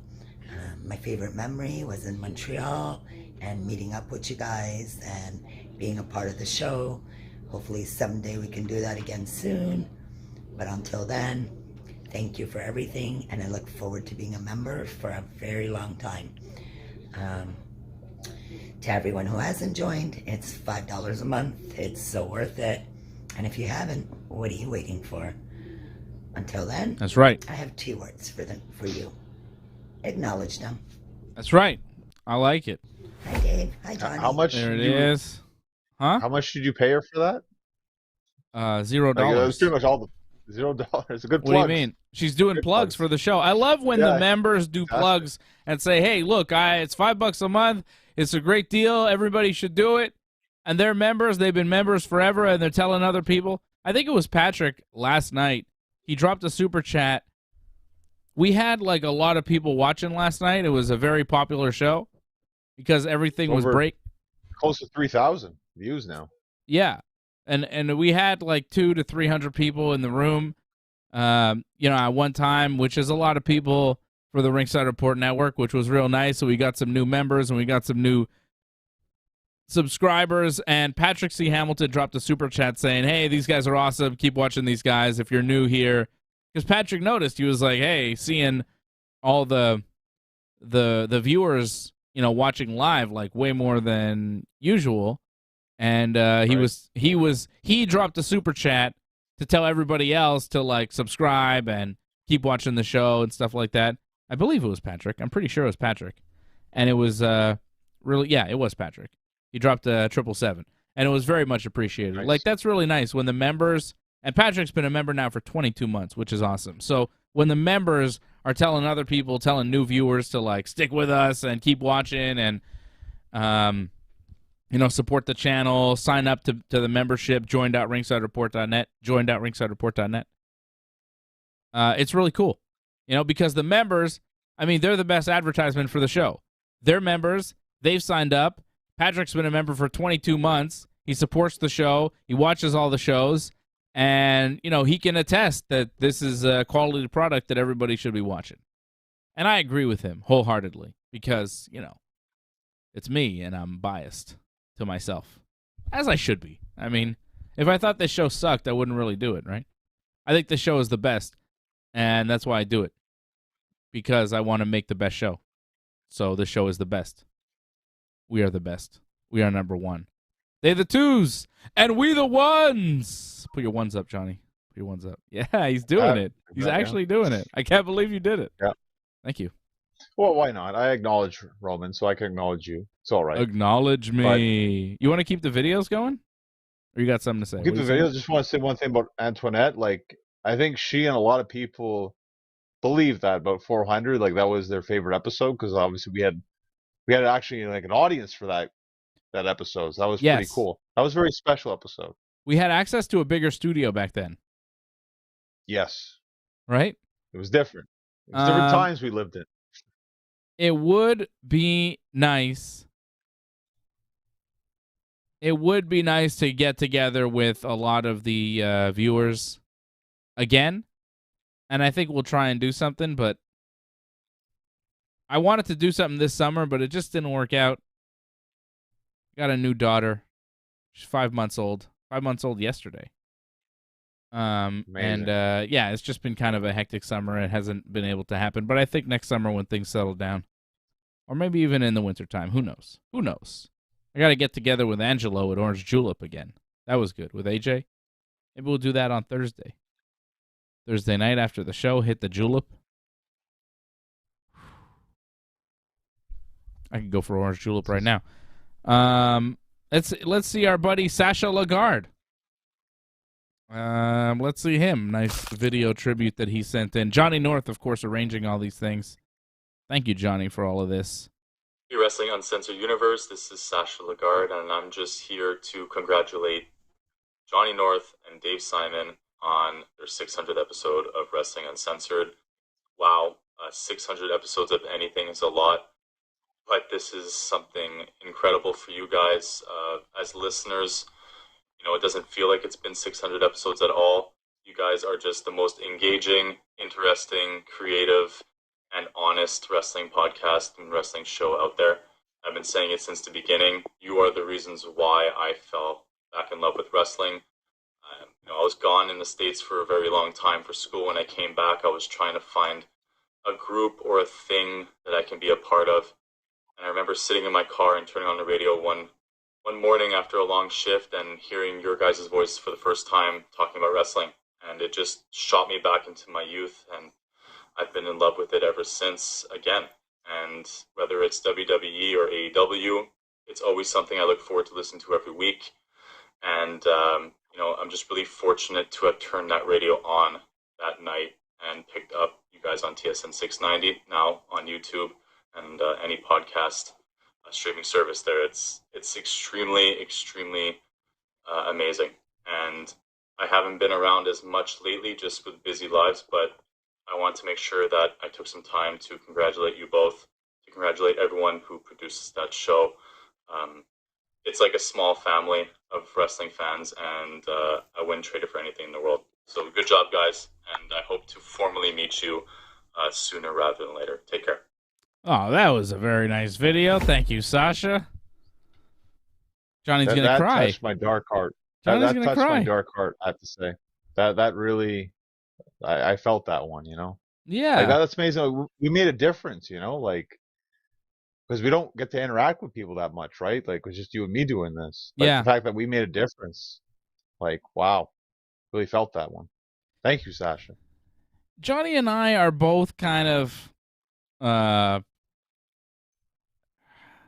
wouldn't say loners, but we're not like super outgoing guy. We're introverts, right? We kind of keep to ourselves. We have a small group of guy. I'm a family guy, but even my friend circle, it's usually a pretty small group and it's tight knit, you know? Like the people that are in my circle, there's not that many, but the ones that are in are like in and we're tight. You know, like you and Freddie and AJ and a couple of my buddies, and that's, you know, my family, and that's it, right? Right, me too. But what I love about Wrestling Uncensored, the Ringside Report Network, is that we have built a community of like-minded people that do feel like friends and do feel like people that we can relate to, and that we do have a certain relationship with them. Now, it's different for us because, you know, we're talking to them, they hear us, they know about us and what we're thinking. We don't know so much about them and what they're thinking. But there are so many interactions, you know, be it on Twitter or Instagram or in the YouTube chat, that we do kind of get to know some of these people, you know, like Sasha Lagarde, like Tony Mack, like Angelo, like Patrick, like Doug and Nick, you know, like so many of the people that Antoinette, you know, that we've been able to not only meet in real life, but also just kind of talk to online and through the show. And it's nice to be able to get that type of human connection, because Johnny and I, we don't get a lot of, you know, human connection. But we've built like a nice community, and they talk to each other, and sometimes they beef with each other, and it's nice to see. You know, I'm very proud of the Ringside Report Network community. You know, the people make the show, and that's why on our 600th episode, I think it is appropriate to celebrate our fans, our viewers, you know? And I feel weird always saying fans because I don't feel like I'm a guy that should have fans. I think that there are friends and there are viewers. They watch our show, but as a fan seems, you know, putting myself up in a place, because at the end of the day, I know that this show is popular, and I know that, you know, we do have a lot of people that admire our knowledge and expertise, but to me and Johnny, this is just regular, and it's just me and my buddy Johnny that I've known for like 20 years now. Wow, time flew by too fast. Wow. I know, right? It's been pretty much just shy of 20 years, I think we've been friends, John. Just shy of 20. But 2 more years, I think. Yeah, right? Pretty damn close. You know, you're my buddy forever that we've been talking. I mean, we were doing this show before this show existed, just kind of talking to each other.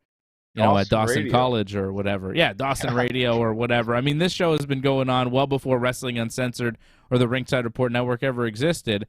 And we do this show just talking to each other on the phone or by text if we didn't have a microphone. You know what I mean? It's just nice that people get to listen to our wrestling talk and enjoy it, you know? Because obviously, we know some things about wrestling, and we do follow it. And that's another thing. Like, we do watch it, we do take notes, and we do pay close attention to make this show the best show that it can damn well be. And I think we hit that mark most weeks, most nights. Well said, without question. Again, Sasha, that was incredible. Again, my dark heart is touched so much right now. Wow. Yep. Like, you know, like... Can you handle one more? I think we have one more. We have one more? Yeah, we do have one more. It makes sense. We have one more? I remember there being one more. There should be one more. Did you forget? No, there's Sean still, I think, right? Yes. Let's get to that one. See if I can do this properly again here. Botched it up last time. I may botch it up this time. Let's see. Here's our buddy... Sean Campbell, who is a viewer and listener of the show. He's also a TSN 690 guy. He's the host of the Sean Campbell Mitch Gallo show on TSN 690. So shout out to our buddy Sean, who sent us a nice video. I want to give a huge shout out to the boys of Wrestling Uncensored, Dave Simon, of course, Johnny North Genesis. When I need my wrestling fix, it's always Wrestling Uncensored, one of the best and premium wrestling output for information and just breaking everything down. I know when I'm watching a match and after it happens, I need to know, what did Dave think about that match? Because I know what I thought about that match. We don't always agree, but I like to get his perspective. Same with Johnny North. So I think it's your one-stop shop for everything wrestling. Congratulations, guys, and everybody involved for 600 episodes. Outstanding. There it is. Thank you, Sean. Nice guy. Nice. He's done this before, I think. Has he? I think he has experience in this. Yeah, it sounds like it. Oh, doing videos and stuff? Yeah, well, he's a professional broadcaster, right? It sounded very professional the way he said it. It's pretty good. And this was kind of a big thing for him, too, because he always wanted to be on the show, so he finally made it happen. It took 600 episodes, but he finally got his wish. He got to appear on the show. Yep. It was a brief appearance. I think he kind of wanted to take your spot for a show or two, just replace you. Or maybe replace me and talk to you. I'm not sure. But I know he wanted to be on the show more. And maybe one day we'll do that. I'm banned from TSN 690 to be on their radio station for some reason. Well, I know why. Because they released me from the duties, and then for some reason I'm not allowed to be on the station. It's weird. But it's, whatever. There was a 20th anniversary party for TSN 690 last night that Mitch Melnick was nice enough to invite me to. And I think you were invited as well, John, but I never got that invite. No, I didn't tell you about it because I didn't know if we were going to be able to go, and I wound up not being able to go. So when did this happen? It was last night. Yeah, because it was Thursday night. Yeah, I was busy, sadly. Yeah, you're often busy, and you're not such a party animal, and I figured that if I wasn't going to go, you weren't going to go. Well, if you were going to go, I would have made the effort to go, to be honest. I was thinking about going. I was intending on going, but I was at a funeral yesterday. Oh, I'm sorry to hear that. Yeah. Yeah. So, didn't feel like doing a big party after the funeral. Right. And just kind of wanted to be home with my family and just kind of normal stuff, do the show. And it wound up being a very successful show on the Ringside Report Network. So I think we made the right move there. But I am sorry that I missed the party, and I hope everybody had a good time. Would have been nice to see some of the old buddies. But, yeah, my grandmother passed away. So sorry to hear that. Yeah, thank you. So, yeah, I wasn't, tough day. It was a tough day. It's been a tough couple of weeks. It's crazy. Two weeks ago, mine passed away. So, wow. Really? Yeah. Why don't we tell each other these things? Why are we only finding out about this right now on the show, that our relatives are passing away? We're good friends. Why don't we just talk wrestling. We keep it very surface level. Yeah. We should talk more often, I think. Yeah. We should bring back David Johnny, I think, possibly. We should. Open up the emotional floodgates and get me crying on the show. That'll be good. Let's not do that. You all right? Sorry to hear about your grandmother, man. My condolences. I didn't know. Oh, she was a great lady. Fantastic. But, that's life. That happens. Yeah. But she lived a very good life, so I was happy for her. My grandmother lived to see 3 of her great-grandchildren. She lived to... That's amazing. She lived to the age of 95. Wow. A long, full life. Mine was 91, I think. 91, yeah. Amazing. Yeah.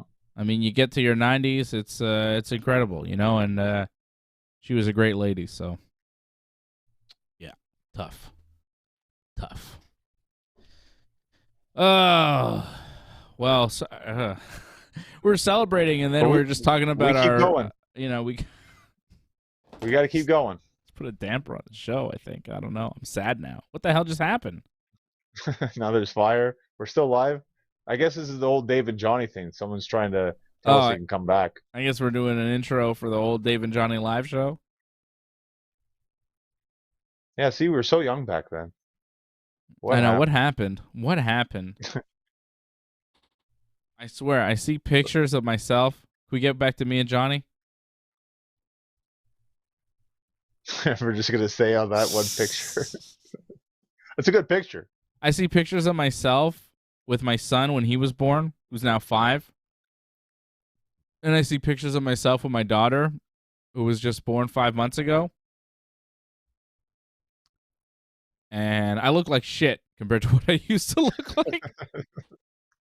Well, you had long hair back then. Oh, but they've aged me. They've aged me. Well, he's aged me. Children age you like a presidency. You know when you see a president and then 4 years later you see a picture of him and he's like haggard and all beat up? Every president. Yeah. Except Trump. Trump looks exactly the same when he went into office and when he left, which is weird. Because it seemed like he had a rough time of it, but you couldn't tell by his face. But like, Obama or whatever, he's all gray and stuff when he leaves office. But that's how I look after, 5 years of a child. I'm just all like gray and beat up and old. Compared to what I used to look like 5 years ago. Disappointing. But that's life, man. That's life. Yeah, you give your life to your children, Yeah. I think that's beautiful. Yeah. But I tell you, I've never been better at jiu-jitsu, so there's pluses and minuses, I'm getting better. I'm getting more dangerous and more kick-ass every day. Just because you gave some of your life doesn't mean you don't have some left to give to yourself still. Oh, I got a lot of life to give, baby. People are going to get this life, get these hands. What do you think about... We swinged it back positive. What do you think? Yeah, there you go. What do you think about Edge? Edge! The rated R superstar. And the whole Dominic Mysterio stuff. Edge got taken out, beat up by Finn Balor and Damian Priest. Rhea Ripley says she made Dominic Mysterio into a man. Dominic Mysterio is now like dressed like Rhea Ripley in the Judgment Day, all in black. I find it interesting that Rhea Ripley is the mouthpiece for the group. They've clearly found out that like Damian Priest and Finn Balor, maybe they don't do the promos. Maybe Rhea is the one who could do the promos. And even then, it's kind of shaky, but I guess she's the best one. I don't know. Well, I find Priest actually is the best one, but What? I feel like they're trying to... Yeah, I think Priest is the best one. I thought he was the worst one. Oh, I thought Finn was the worst one because he comes off as like not like natural. It's like, not it feels good forced. when we're arguing who the worst one is. That's not a good group. Yes. Who's worst at promos? Dominic, I don't know. They're all pretty shit. Dominic is like a mute now, right? So like he's probably, I guess, the worst. He's the worst. But I'm not looking forward. Like Edge versus Dominic, that's the big match. Like this feels like it's gonna be a sink before you swim. That's for sure. Is that the big match, or did Edge get taken out with the chair? Oh, really? They said on Raw, yeah. But this week on Raw, didn't they crush his knee with a chair? They did, but still, he's gonna still come back on Raw. So he's gonna be selling, and Dominic's gonna win with help. Yes, I don't know. Dominic's gonna beat Edge. DQ. He's gonna beat Edge. I mean, even if he beats him, like, how good is the match gonna be? That's my main concern. Yeah. Like, Dominic's really got to prove himself. Like, whether you win or not, like, it's not a good match. It's gonna be rough for him, I think. Is Edge really gonna wrestle 2 actual matches on Raw in the span of like 3 or 4 weeks? Is this going to be a real match, or is it just going to be some sort of beatdown, switcheroo, bait and switch, I think he just kind of realizes, like, this is the end. This is the last, like, run for Edge, right? So he's probably trying to get in as many matches as he can now, possibly.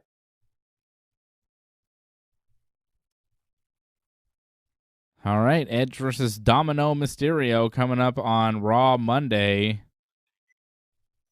Hopefully we get a better main event than what we saw this week. This Bobby Lashley, like, I don't know, man. This WWE this week sucked. It just... I didn't say Raw was great. I said, like, SmackDown wasn't good either. Raw was not good. Raw, you had Kevin Owens beating Austin Theory. The match was all right. That was really the highlight. The Kevin Owens promo and then the Kevin Owens match was the highlight of the whole show. Everything else was pretty garbage. What was the opener? I feel like there was something decent in the opener. No, it was a fatal four-way that ended in a fatal four-way tag team match that ended in no contest when Braun Strowman attacked everybody and took out four tag teams. Sucked. The ending well, sucked, the match is bullshit if there's no ending. Like the ending in the main event tonight was horrible. Oh my God, can we talk about that? You want to talk about shitty finishes? Drew McIntyre's wrestling this Soa Samoa or whatever his name is, beats him by disqualification after like a really long match, unnecessarily long, that really went nowhere. Karrion Kross shows up, and then the video changes from color to black and white because Karrion Kross has effects, I guess. And then he puts a choke on Drew, and he chokes on Drew, and he's choking Drew, and SmackDown ended. It was terrible. I just turned it off after that. Yeah. It was awful. That wasn't great. It wasn't great, but we knew this was going to happen. We knew Drew Karrion Kross, that was the next thing. So yeah, but why wait? Let's just get this over with. What's with the black and white switch when Karrion Kross attacks? That was so cheesy. Whose idea was that? When he comes out, it's the same thing.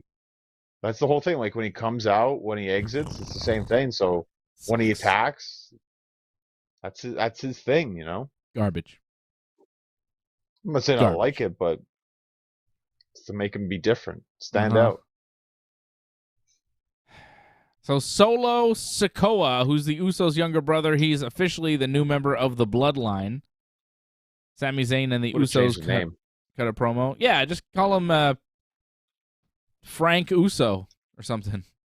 If he's the Usos' brother, shouldn't his last name be Uso? Right.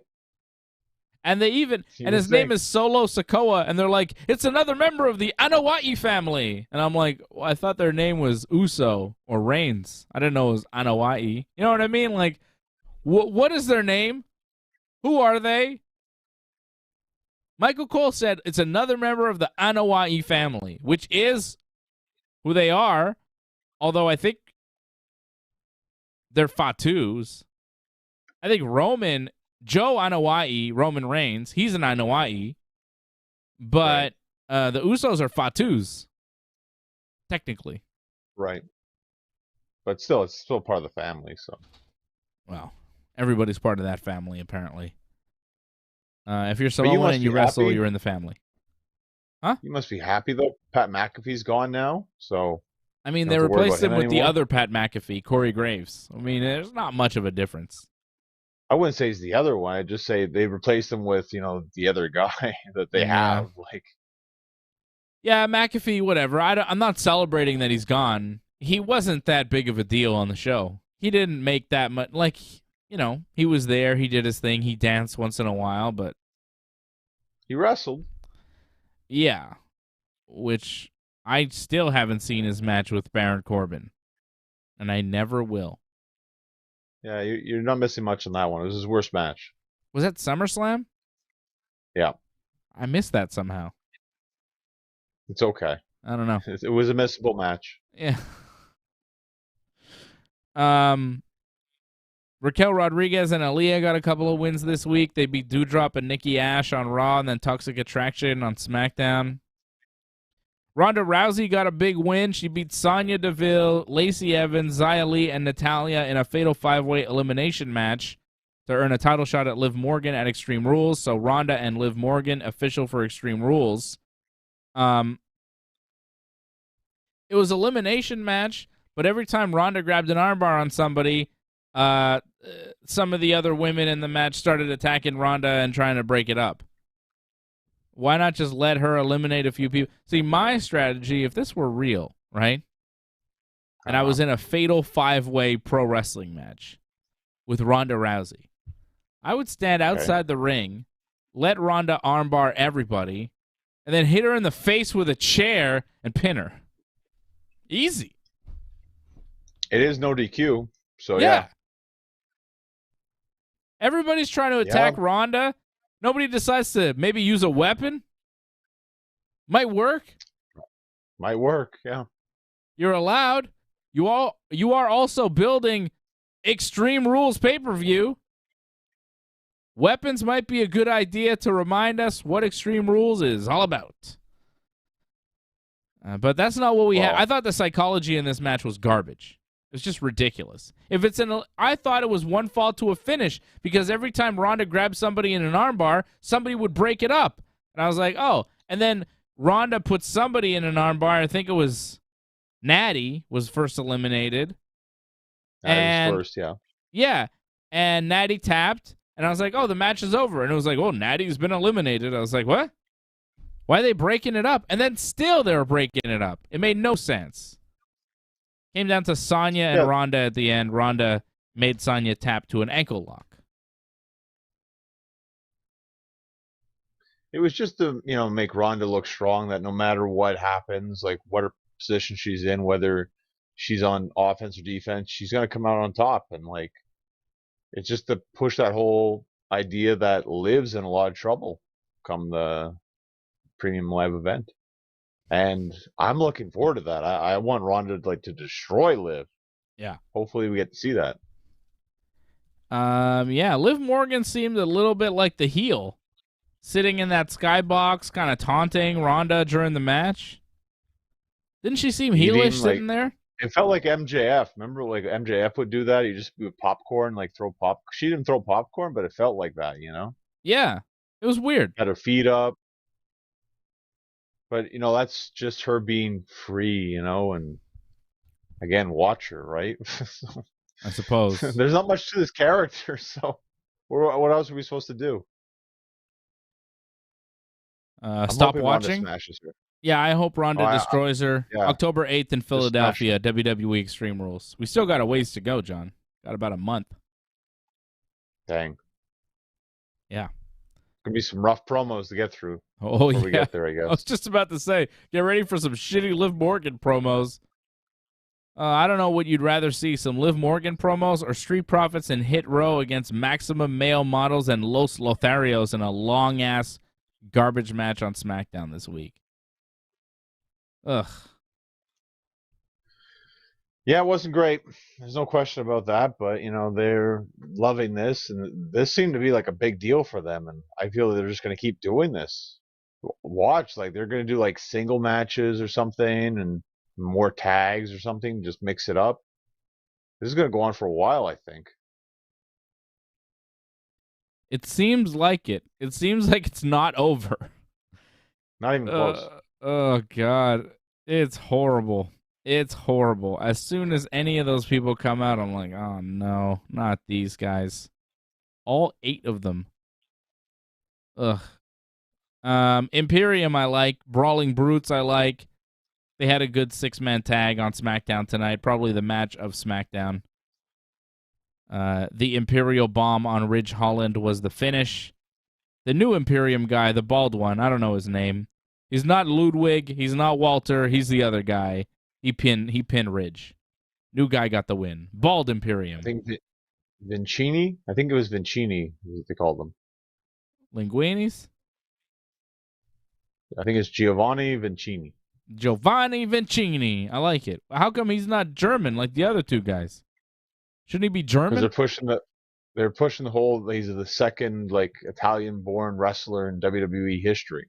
Which, again, I'm Camilo Albano doesn't exist anymore, but I guess, that's WWF, not WWF, so. I see. Which is still whatever. It's the same thing, but whatever. So what's the deal? They're kind of they're Nazis? What's the deal? Germans. They're Germans. That's Germans and Italians, they were on the same side in the World War II, from what I recall. From my time fighting in World War II. Oh, I'm a veteran. That's true. Yep, I was there. Oh, my God. Those Nazis, they were dicks. Killed so many. What the hell am I talking about? This show's gone on too long. I'm delirious, John. I do want to say that this Miz Dexter Lumis stuff needs to stop. It's horrible. Dexter Lumis choked out the Miz after the cage match. Bobby Lashley beats Miz to retain the U.S. title in a steel cage match. Dexter Lumis was there scaring the Miz because he kidnapped him and did things to him. I think rape is what we're supposed to believe.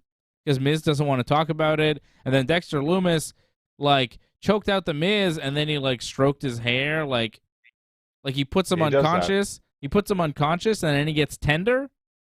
I mean, what did he do to the Miz? It seems like he raped him. Played with his hair, possibly. I don't know, dressed him up. Who knows? I don't know. Dexter Lumis did something that's got Miz really spooked, and he doesn't want to talk about it. I don't know what we're supposed to believe, but I believe sexual assault happened. And it's a weird storyline, and it's a weird thing for Dexter Lumis to be doing to the Miz. Yeah, and it's still going on, and I hate it. And it main evented Raw, which I hate even more. Like, what the fuck? Well, you know? To me, the worst part, though, I don't know how you felt about this, but like the build to like the street fight, like the steel cage, like nothing happened for so long. Like I fell asleep. Like I think it was like around 10:30, nothing was happening, and they go cut to something else, interview, promo, or something. It took them till like almost like 10:45, I think, till they finally actually started the match. It was so long before you actually got to the main event. And then once you got there, well, yeah, that too. I couldn't believe it when they announced it. I was like, what? You know, just when I'm starting to think WWE's turning the corner and getting more interesting, AEW has like backstage brawls and all sorts of controversy. And it's a better show again. I thought this was AEW's week. This was an AEW week. WWE was flat. Everything they did was kind of like, meh. For this week, but we'll see with AEW. I mean, can you keep it going now? I mean, now you don't have, the headlines anymore. Now they're not on the show. So what are you going to do? For WWE, they still have their same stars. You may not like all their stars, but they have enough of them, that's for sure.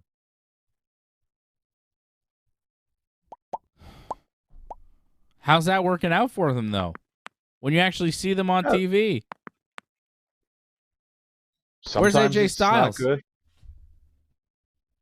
He wasn't there this week, sadly. No? We need to see more of AJ, that's for sure. No Roman Reigns? You say they have stars, but, the big dog wasn't there. Tribal Roman's Chief didn't show up. Now. Another Roman's vacation. gone until Survivor Series. Yeah. I don't know. I'm looking at the stars in AEW and the stars in WWE, and it's comparable. AEW's got a better tag division. WWE's got a better women's division. But the tippy top and the main event scene, I think AEW is maybe in a better position right now. They got Jericho, they got Moxley, they got Danielson. That's pretty good. What's WWE got? Roman and who?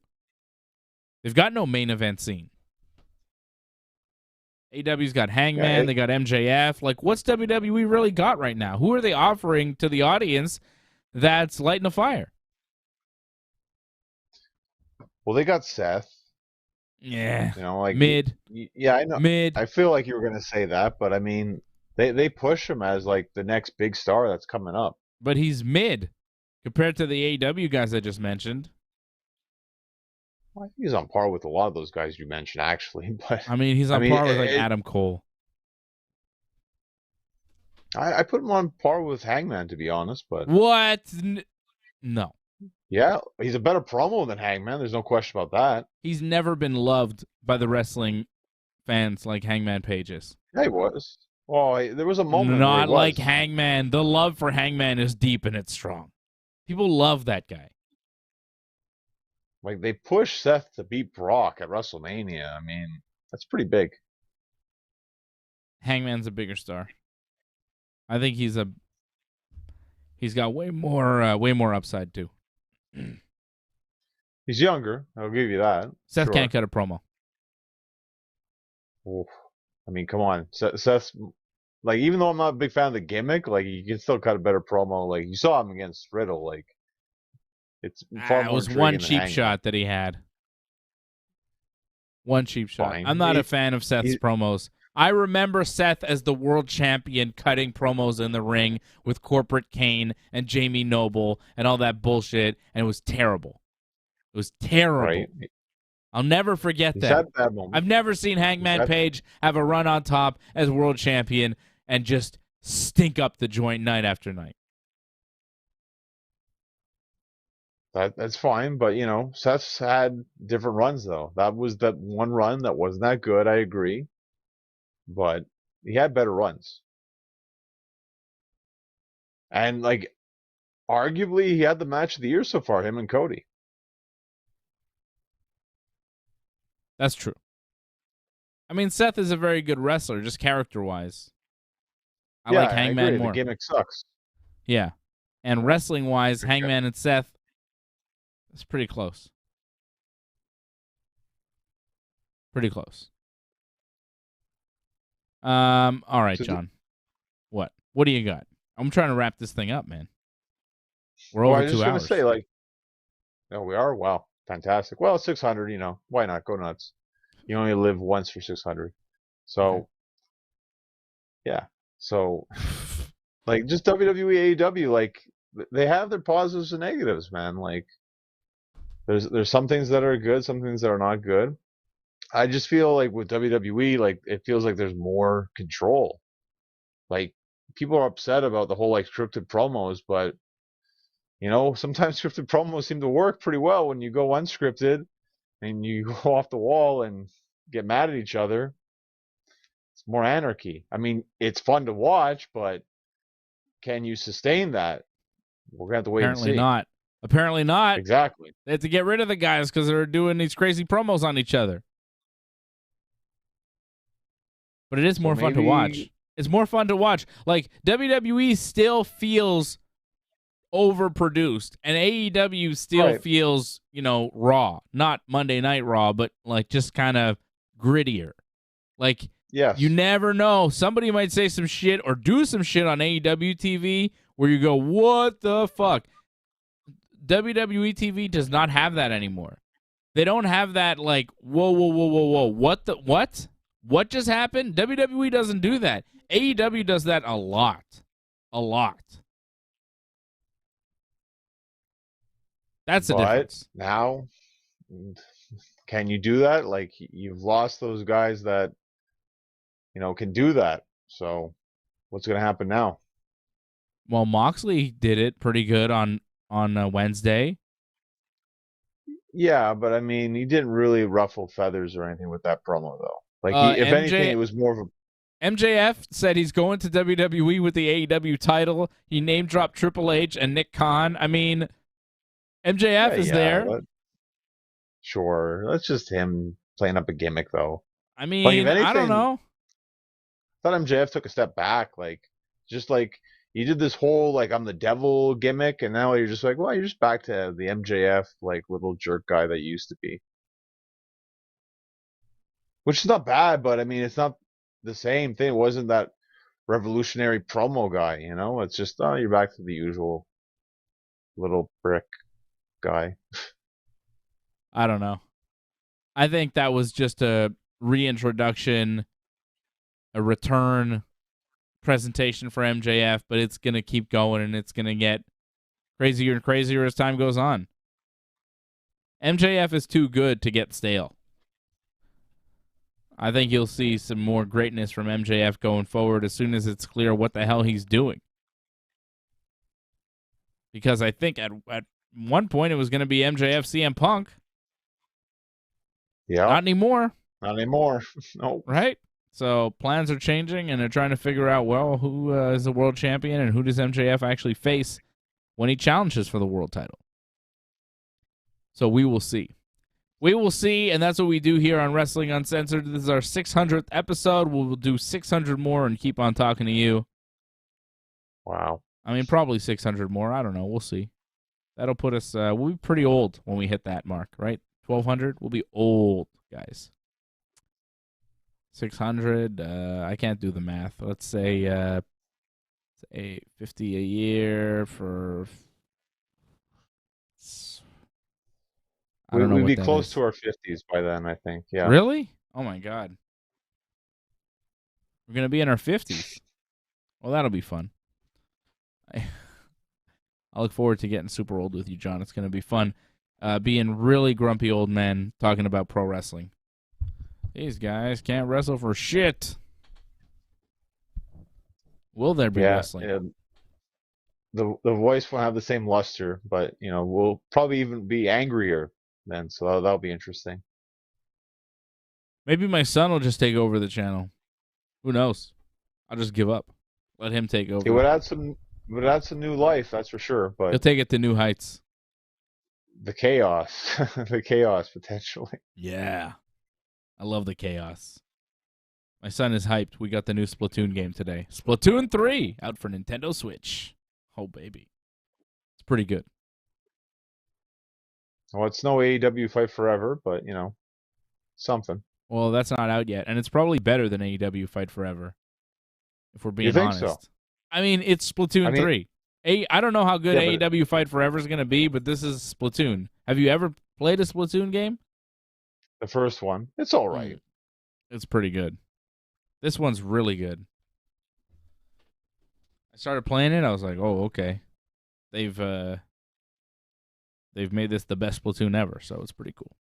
And maybe I'll go play some more now. Probably not. It's bedtime. It's over. Thank you, everybody, for watching. I appreciate you. Thank you to Patrick C. Hamilton. You're the Super Chat leader of the night. Thank you to everybody supporting the Ringside Report Network, all of our members. Thank you to Harold Schneider. Thank you to Doug Hepburn. Thank you to Patrick C. Hamilton for Super Chatting tonight. Thank you to Silent by Deadly, Antoinette as well. Thank you, Antoinette, for the Super Chat. Appreciate your support. Appreciate the support of all of our members. Rob Kloos. Thank you, Rob. Thank you, Tony Mack, staying up with us.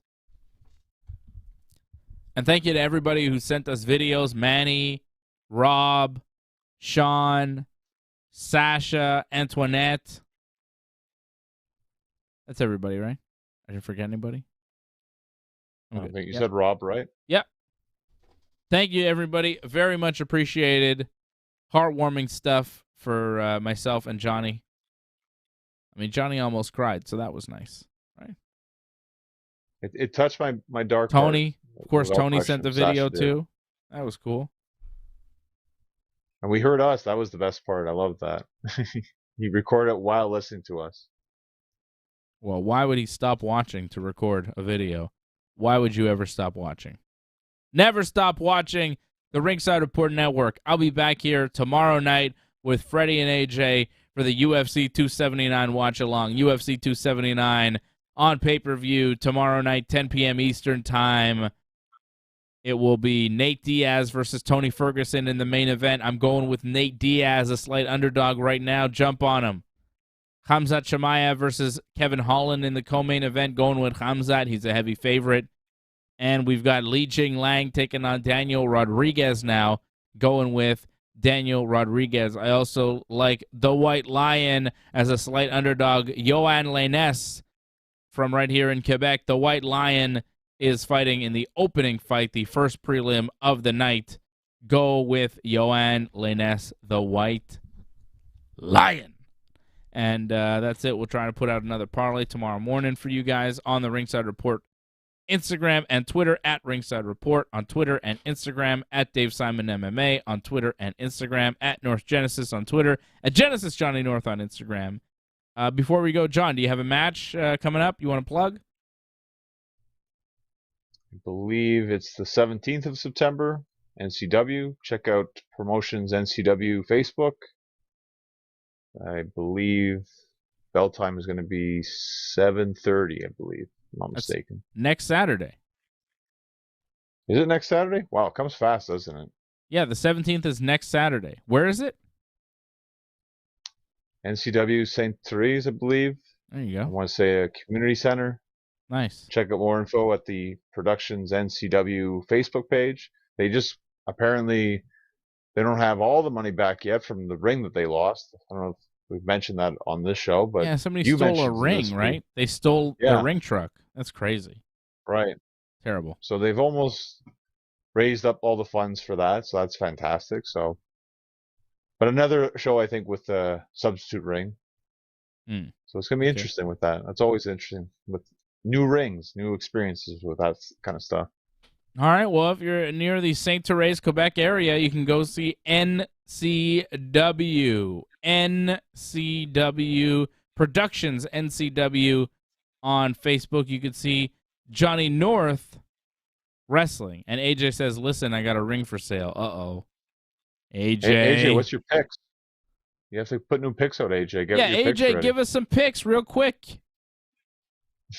Patrick wants your picks. I just gave my picks. I got Nate over Tony, Khamzat over Kevin, Rodriguez over Jing Lang. Give me your 3 picks real quick. Give me 3 names. Nate or Tony, Lee or Daniel, and what is this? Kevin or Khamzat. Come on, AJ. Give me your picks real quick. You know what he's doing right now? Didn't AJ say? I can never get a quick answer out of AJ. He's going, pa, pa, pa, pa, pa, pa, pa, pa, pa. Come on, you marshmallow, AJ. Give me your goddamn picks, marshmallow. Thank you. Tony, Daniel, Khamzat. I was going with Tony Ferg. Slight favorite, Tony Ferguson. AJ's going with the favorites, Tony, Daniel, and Khamzat. Thanks, marshmallow. Love you, buddy.